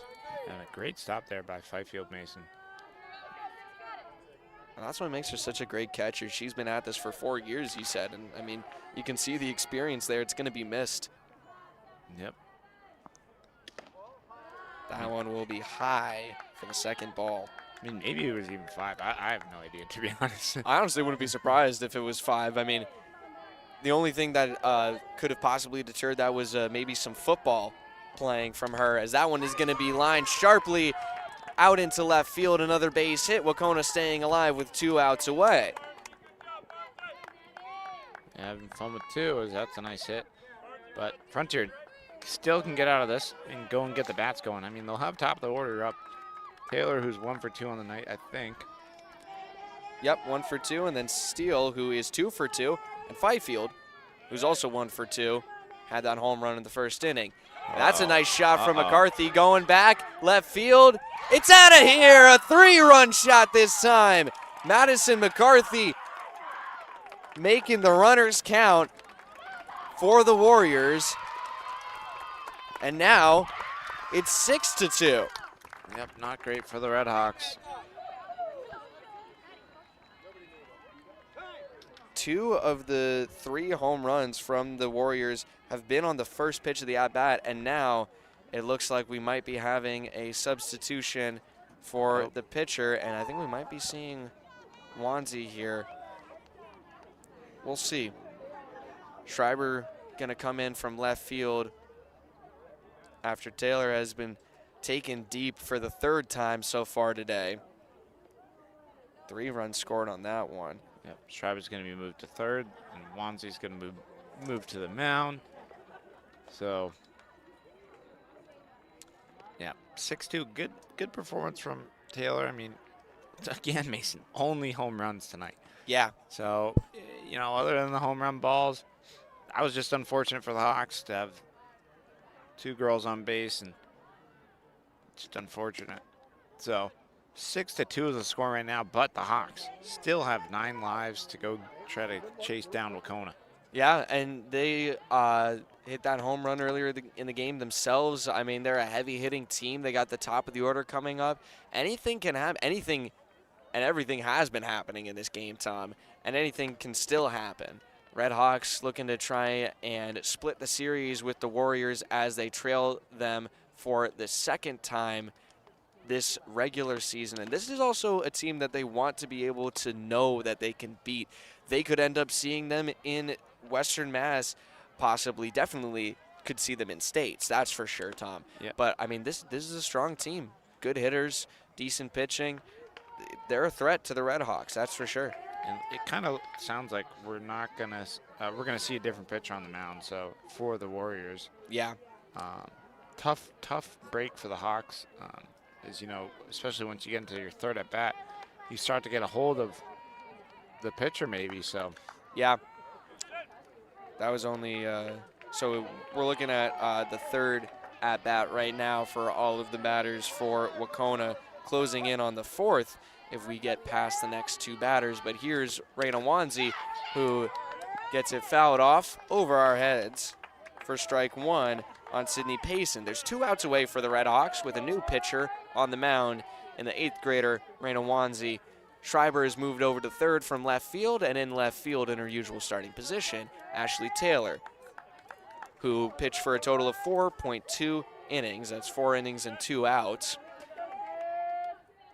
letting up 6 runs. That one's going to be a ball. Evens the count up. 1 for 2 so far in the day is Sydney Payson. Had a single to Skylar Steele and then popped out to Skylar Steele. This time it will be a base hit out into shallow right. Ely couldn't get there in time. Throws over to first, but the runner is safe. yeah, so having fun with 2 is the Warriors, and brings up number 2, Mason. Sammy Cayley, who at this point I don't know whether she's our shortstop or our pitcher. Probably our pitcher. I mean, I bet. don't know. Maybe she won't come in initially, but we'll see. We'll have to wait and see. Strike called. Cayley didn't like the call, thought it was high. A little high. Did look that, but She's 1 for 3 so far today. This is her 4th at bat now. Ooh. That one is going to be foul for strike 2. She struck out earlier in the game in her 2nd at bat, but in her very first at bat, she had that solo home run. That got Wahconah's first run of the game. Yep. And hey, 0-2, Raina can do what she wants here. Here's Wanzi. Struck her out, looking. And Cayley isn't happy about it at all, disagreeing with the call as she shakes her head back to her coach. But she'll walk back to the dugout. We'll see if she goes out to the circle here during warm-ups, Tom. But Wahconah with a big inning, forcing the pitching change from the Red Hawks. They go up 6-2, and it looks like we will see a little bit more of Marley Arnold, at least for the time being. We'll keep an eye on the pitching changes and if they will happen in this inning or maybe the next. But the Red Hawks need to get their bats going, and they need to bat those runners in, Tom. Yeah, I mean, got to do it. If you're going to do it, you got to do it now. So good top of the order coming up is Ashley Taylor. She can do it. One of the senior captains for the Red Hawks. Really good hitter. Has a chance. She's going to college for field hockey and could also play softball. So yeah, and one of the other hitters that's coming up is Delaney Fifield, who is going to college for softball, Mitchell College. Yeah, she's very good behind the plate, and understand why she's going to college for softball. Absolutely. I can't remember her major at all, but I don't remember either. But Ashley Taylor going to the University of Hartford. Liv Michon, who we'll see later in the batting order if we get there.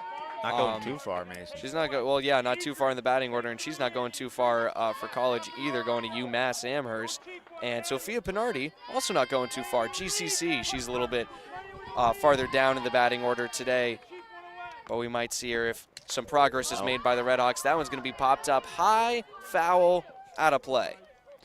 Definitely a little bit chillier now, Mason. Yeah, it definitely is, but the sun looks like it's coming back out. Clouds have parted a little bit or pushed away by the wind. It's an 0-1 count right now against Ashley Taylor. She is 1 for 2 so far today. Got a single in her second at-bat. And a nice grab made by the third baseman, and the out is made. Taylor shaking her head at that one. Not happy. But, hey, you know, it was a nice grab by the third baseman. And yeah, pretty sweet. Skylar Steele, Mason.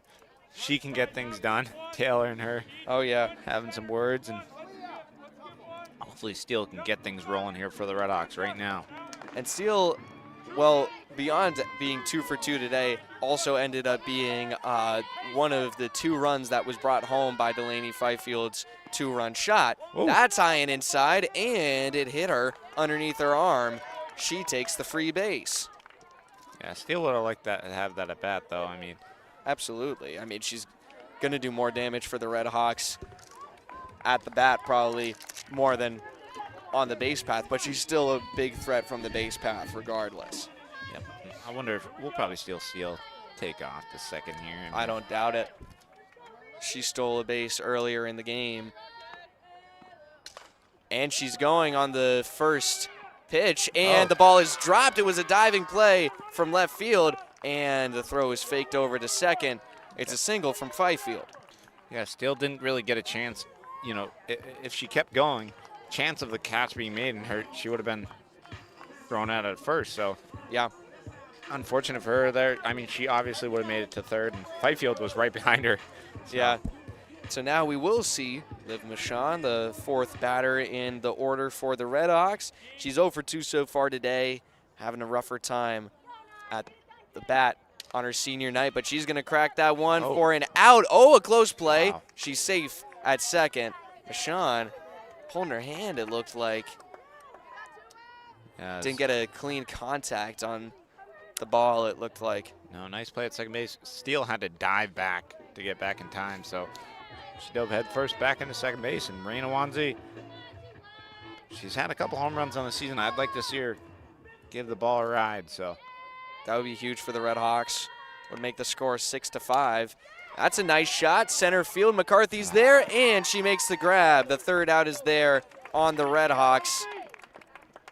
Some encouragement from the bats being active, but again, a runner in scoring position and no run scored for Frontier, Tom. Yep. Well, we'll go. Frontier will have 2 more chances on the bat. They just got to lock things down defensively here. Yeah. Hold Wahconah and get right back to swinging the back. And it will be, I believe, Sophia Pinardi up the bat. Yeah, it'll be her and then Addie Ely and Whitney Campbell after her. And actually, it's very interesting. It's been the same order for each inning so far. And what I mean by that is in the odd-numbered innings, starting with the first inning, you have 5 batters that go before the 3 outs are made. And that's happened in the first, third, and fifth. And then in the second and fourth, you had, starting with Sophia Pinardi, going all the way down to the bottom of the order, and you have just 4 batters, always ending up with the top of the order again. It's been, I mean, you can see it right there on my score sheet. That's really interesting. It's a little hard to describe. I mean, if the viewers watching could see my score sheet right now, it would make a lot more sense what I'm saying. But it's, I guess what I'm trying to say is it's consistency from the Warriors, doing a good job, and they figured out how to get the Redhawks out in the order that they're in right now. Yeah. I mean, well, good thing is Pinardi, I mean, she's a good hitter, so, and then she has Ely right behind her. Campbell's 1 for 2 on the night, so. Yeah, it's a good job from her. Yeah, anything can happen, Mason. So absolutely. Frontier just got to shut them down right now. That's the big thing. And you have your ace on the mound, so Raina, hopefully to shut these Warriors down. She already has 1 strikeout on the night. Probably not going to break 100, but she could get pretty close. She's now at 92 strikeouts on the season, Tom, with that one that she cashed in for her first out of the game against Sammy Cayley. Yeah, unless this one goes to extras, she can't do it tonight. So yeah, be a good job from the Redhawks to come close to the Warriors' score, even just to force extras. But here's Wanzi delivering an inside ball to DiPietro.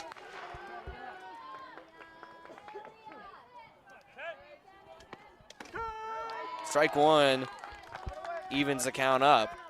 Right down the middle. Looked like it might have been a touch on the outside of the strike zone.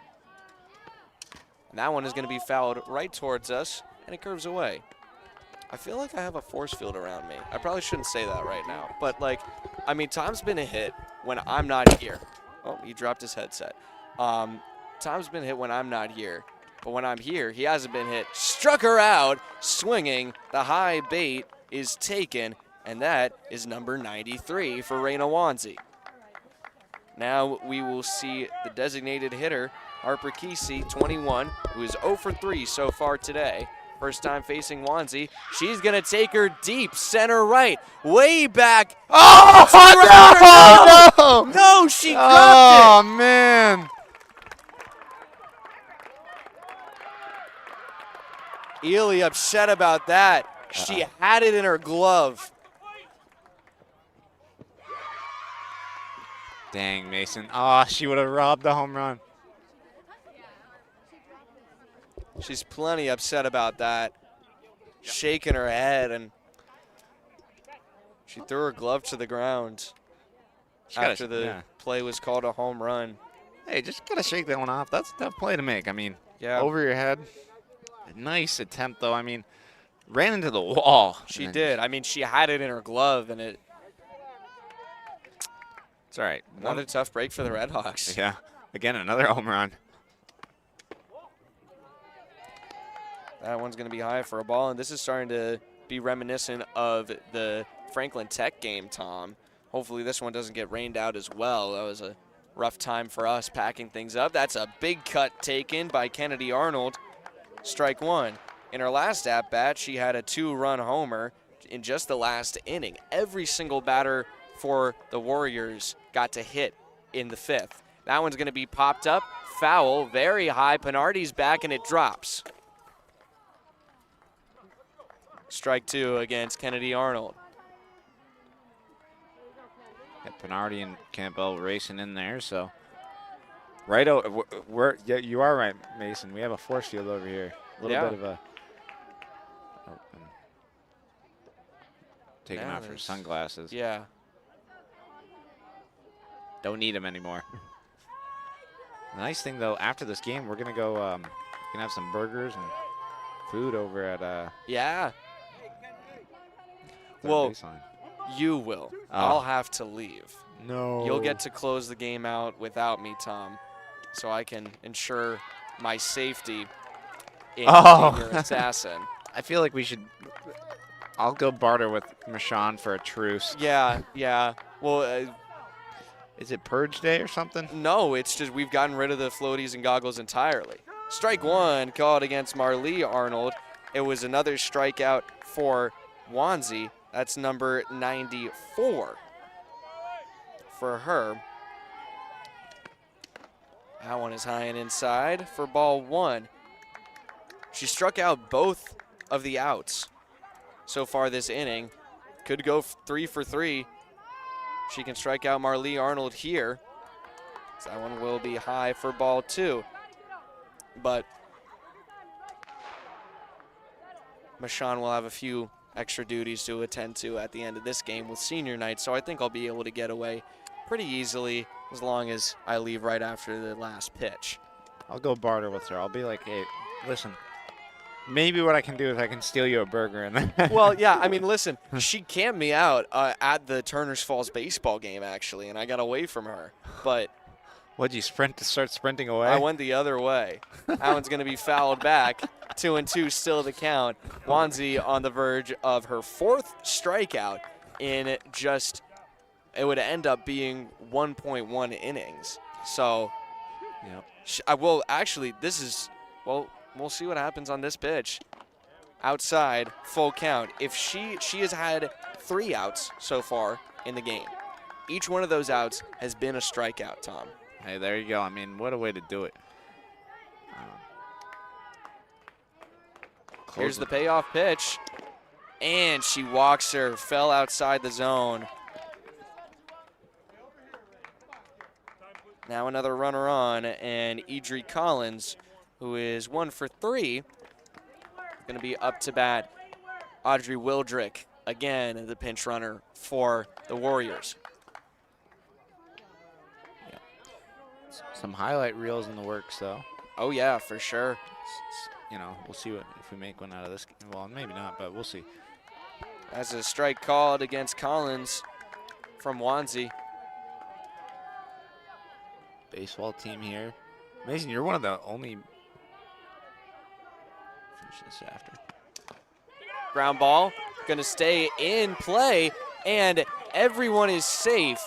No one called the ball as it was chipped forward, and it ends up being a base hit. Yeah, I was gonna say in senior assassin, I was kind of rooting for Delaney and Ashley Taylor, but I'm rooting for you as well. So yeah. I guess you, Liv, Michon, and Tavo are the people I'm rooting for. So Yeah, well, all three of us are still in. There's only 13 left. That one's going to be high. Ball one against Mariah Barnes now, who she's had, now we can say she's 1 for 1. She had a single in her last at-bat, but she's had 2 other at-bats. Got on a walk and a fielder's choice. That is a strike called against her, even count at 1. Raina looking for yet another strikeout, Mason. So it will be the 3rd out in the inning. This is another place where the Red Hawks have a Wahconah runner in scoring position trying to get out of it. That one is going to be a little bit high and definitely away. 2-1.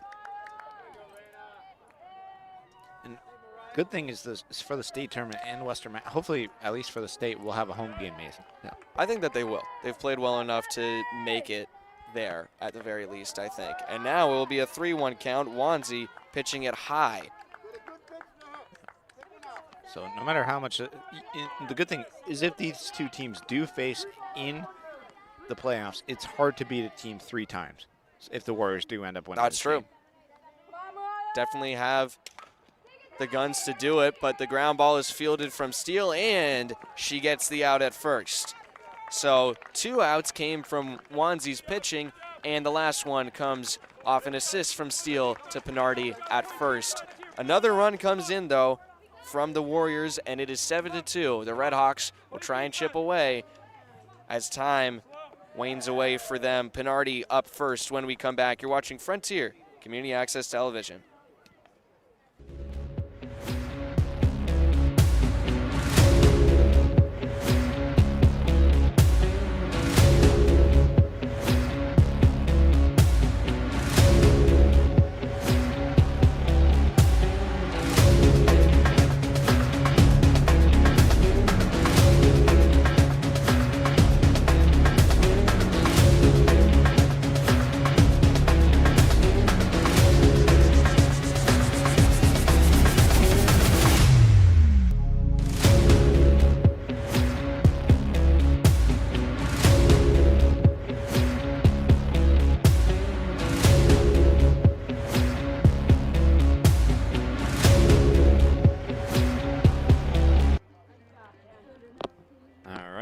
Welcome back to Frontier Community Access Television. Tom Albert, Mason Smith, Kevin Murphy.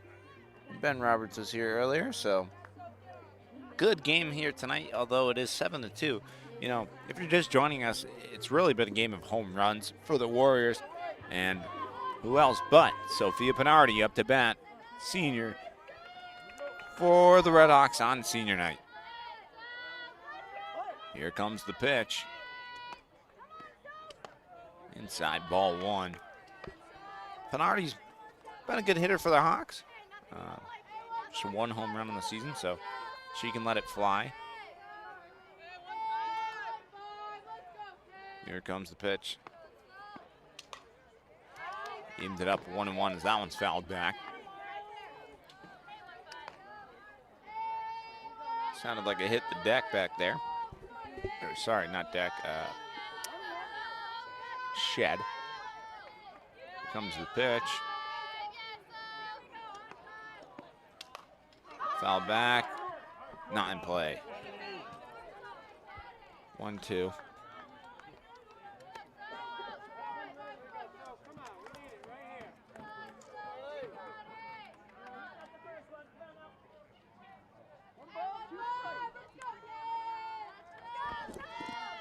Nation's back. Just missed there. The 2-2 count for Penardi there, Mason. Thanks for catching me up, Tom. And so, leadoff hitter here for the Red Hawks. Again, as we said, just an odd pattern here for them. That one's a high hit going out to right field, and it drops for a base hit. Penardi places it well, and she's on for a single, breaking out onto the base path for the first time today. Yeah, I just mentioned she's a pretty good hitter for the Hawks, so Addie Ely up to bat now, and this is the time to get things done. She's 1 for 2 on the afternoon so far, struck out in her last at-bat, but Marley Arnold still on the mound. We saw Kaylee warming up before, but I think that they're happy to keep her in with a lead like this unless the Red Hawks can suddenly make it close. I mean, hey, you know, just got to chip away at this point. Yeah, that's all you can do. If they can get a run or two, Mason, here, it would be good for them. Just make this game a little closer. Yeah. That one's going to be a hard ground ball. Back to Arnold, out at first. Well, they got that out, and I wonder if we'll see. I don't think we'll see Campbell bunt 3 times, but yeah, I mean she's bunted twice, and now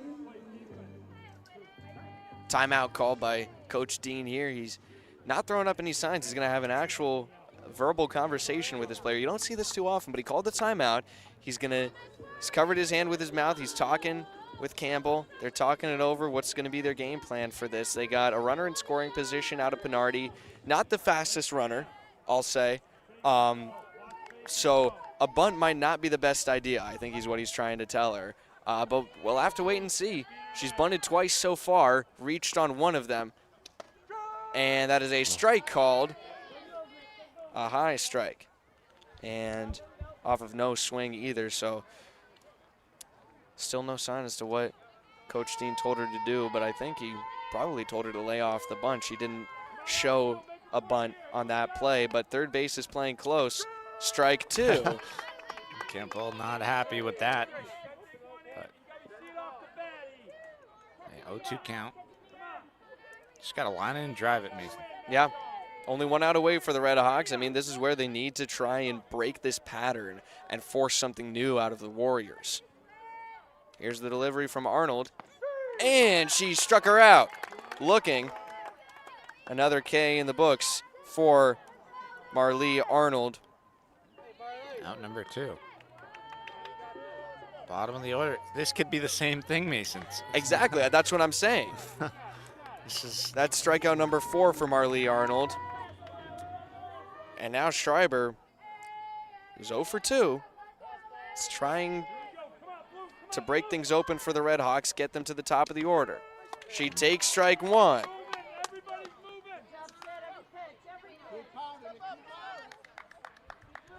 Schreiber's got some speed, like you said earlier, Mason, so can get it done. Got to put it in play here. And she will put it in play, and it will be caught by the second baseman. Payson will keep the pattern going for the Warriors. It's working for them. And they will stay on top, 7-2, and we'll go to the 7th inning. Red Hawks really low on time now, Tom. Yeah, what can you do, Mason? I mean, the Warriors just playing fantastic tonight. Oh, they are. Defensively, offensively, you know, really they've hit the ball phenomenally. They get on base, and then they hit home runs. So, yeah, tough team to go against, but we go to the top of the 7th. So, you know, last lives for the Frontier in the bottom of the 7th. But hopefully, Rena can shut them down here, and we'll go to the top of the order once again, Mason. So, yeah, and for the Warriors, we're starting at the bottom, 8-batter, 9-batter, and then we'll go back to the top with Sammy Cayley. But the leadoff is going to be Maddie McCarthy, who had that 3-run homer in her last at-bat, and then Sydney Payson, who just got the out at second, who also got on base in her last at-bat. So like you said, a plenty active roster. And as ironic as it may seem, one of the less successful batters of the day, despite, well, give her some credit, she did hit a solo home run in her first at-bat, but she's been quiet ever since, Sammy Cayley. in the number 1 spot. You know, it's always interesting to me when something like that happens, but it's going to continue to be Wanzi on the circle. She has had 4 strikeouts. Or no, excuse me, not 4, 3. She's had 3 so far. 3 strikeouts so far in her 4 innings. Not 4 innings, 4 outs. Mixing up my words here. 3 strikeouts and 4 outs that she's pitched in. Remarkable numbers for the amount of time that she's been in there. And she's looking to try and extend that. As you said, she had 91 strikeouts coming in this game. You add 3 to that, she's at 94. If she gets 6 more, which they'd have to go to extras for, then she'll break 100. But if she doesn't get it here, she's going to get it soon enough. Yeah, she'll get it against South Hadley. She probably will. I mean, if she's pitching then, which I kind of would expect her to. I think so. That one's going to be popped up, foul, Pinardi underneath, Nice and she makes the grab. Good job by Sophia Pinardi getting things done there, and that's another out for the Redhawks. So. Yeah. Mosquitoes are starting to come out. I know. It's that time of year, Mason. I was getting ready to smack you. That one's going to be lined to Pinardi, and it drops in front of her, and she's safe. The ball was a foot away from first base, and she ends up being safe. That is just really unfortunate there, Mason. But, hey, sometimes it happens. Little goof there, but I don't know what else to say about it. Yeah. Oh, I did kill a mosquito, so. Oh, nice job.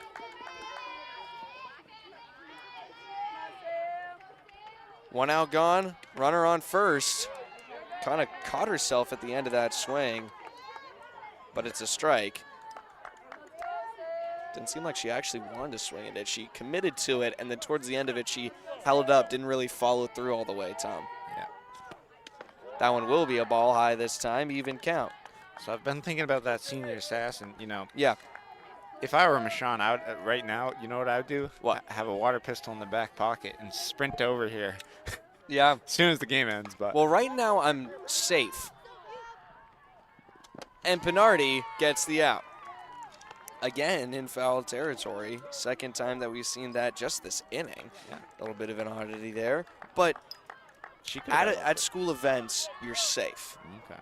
And so the technicality of when that ends is a little bit debated, but you know, we can debate it a little bit. But DiPietro takes strike 1 looking here, and in my book, I made it this far, I'm gonna play it a little safe.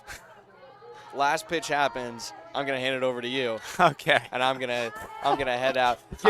Give or take a couple seconds. I'll have a few words, but you know. All right, Mason. I gotta be safe, man. Hey, I want you to win this thing, so you know, yeah. I respect it. I respect the, you know, the effort you're putting in. 0-2 pitch on its way, fouled off strongly by DiPietro. She could represent the second runner on for the Warriors, or she could represent the third out in the top of the 7th. Could be the last chance for the Warriors to add on to their score. Well, last chance for them to add on in regulation here, as they currently lead by 5 over the Red Hawks. Nice. Swing and a miss. She got her. And that is strikeout number 4. Wanzi will end the night with 95 total strikeouts on the season. And I won't speak too soon. Red Hawks have been known to have some pretty dramatic comebacks. They've done it twice against league rivals so far this year. Big comebacks as well. In fact, a 5-run comeback that happened against Greenfield. So this is not unheard of, Tom. That's the thing about the Red Hawks. A little tougher to do, but definitely, especially in the bottom 7th. You have, though, top of the order, Ashley Taylor, who has a hit on the night.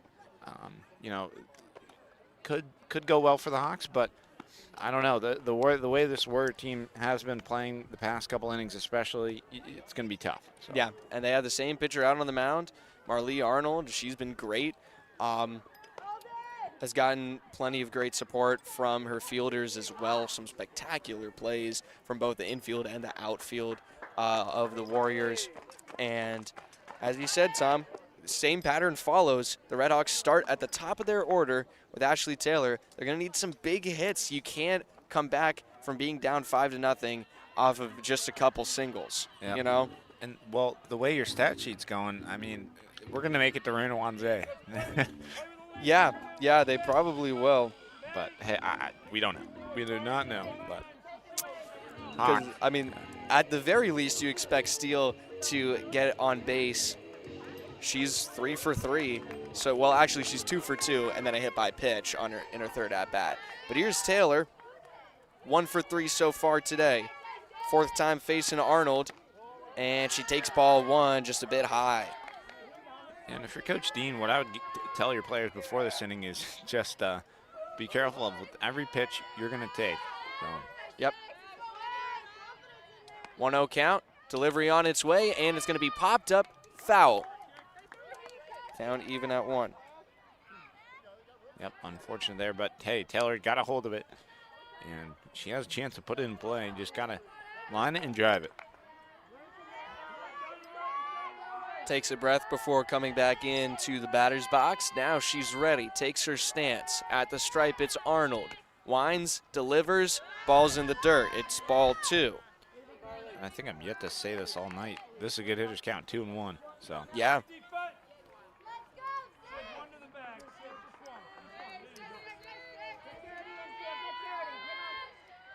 Two-one pitch on its way. That one's going to be swung on and driven to left field, foul. She's just a little ahead of it, Mason.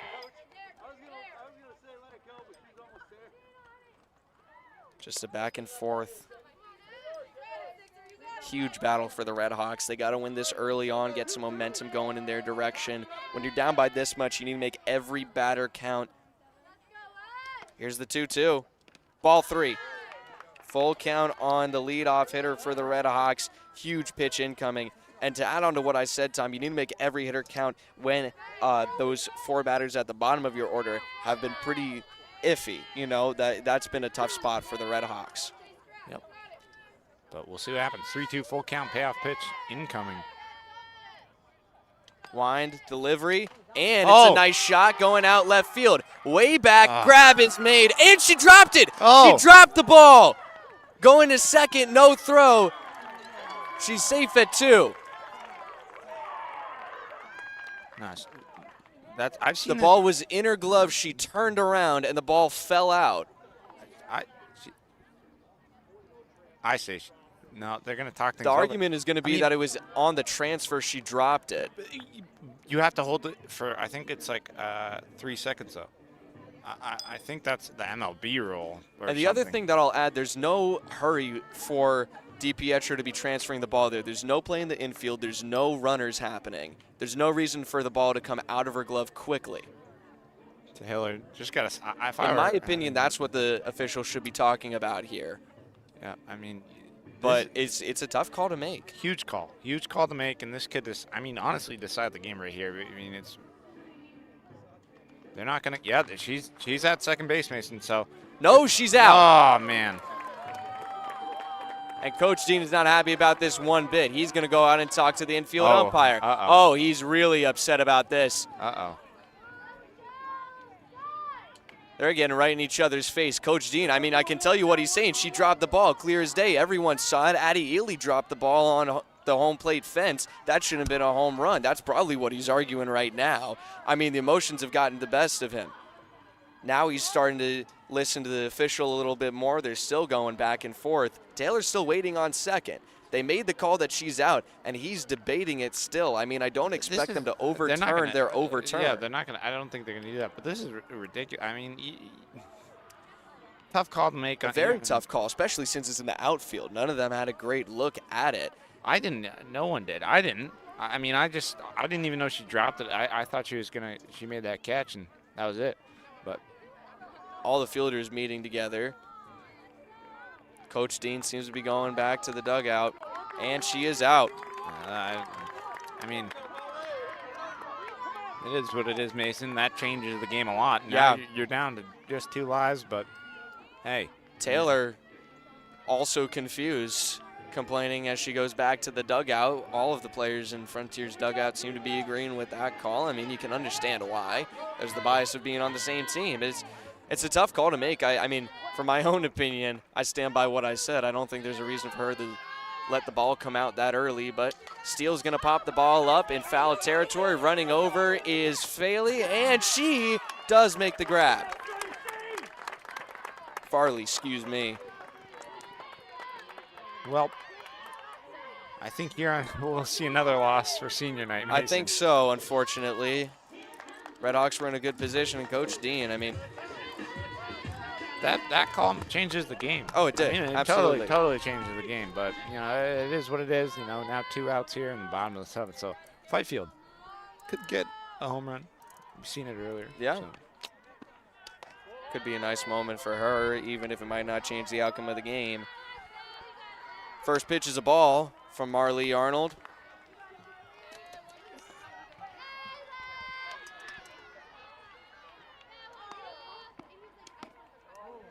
That is ball 2.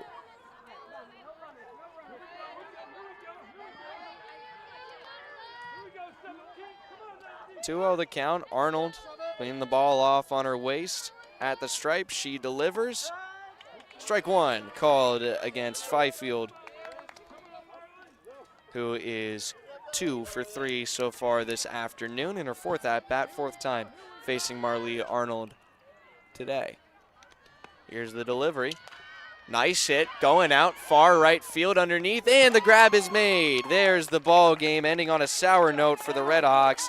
Tough way to end their senior night, but it was a good start for them, some good moments from their seniors.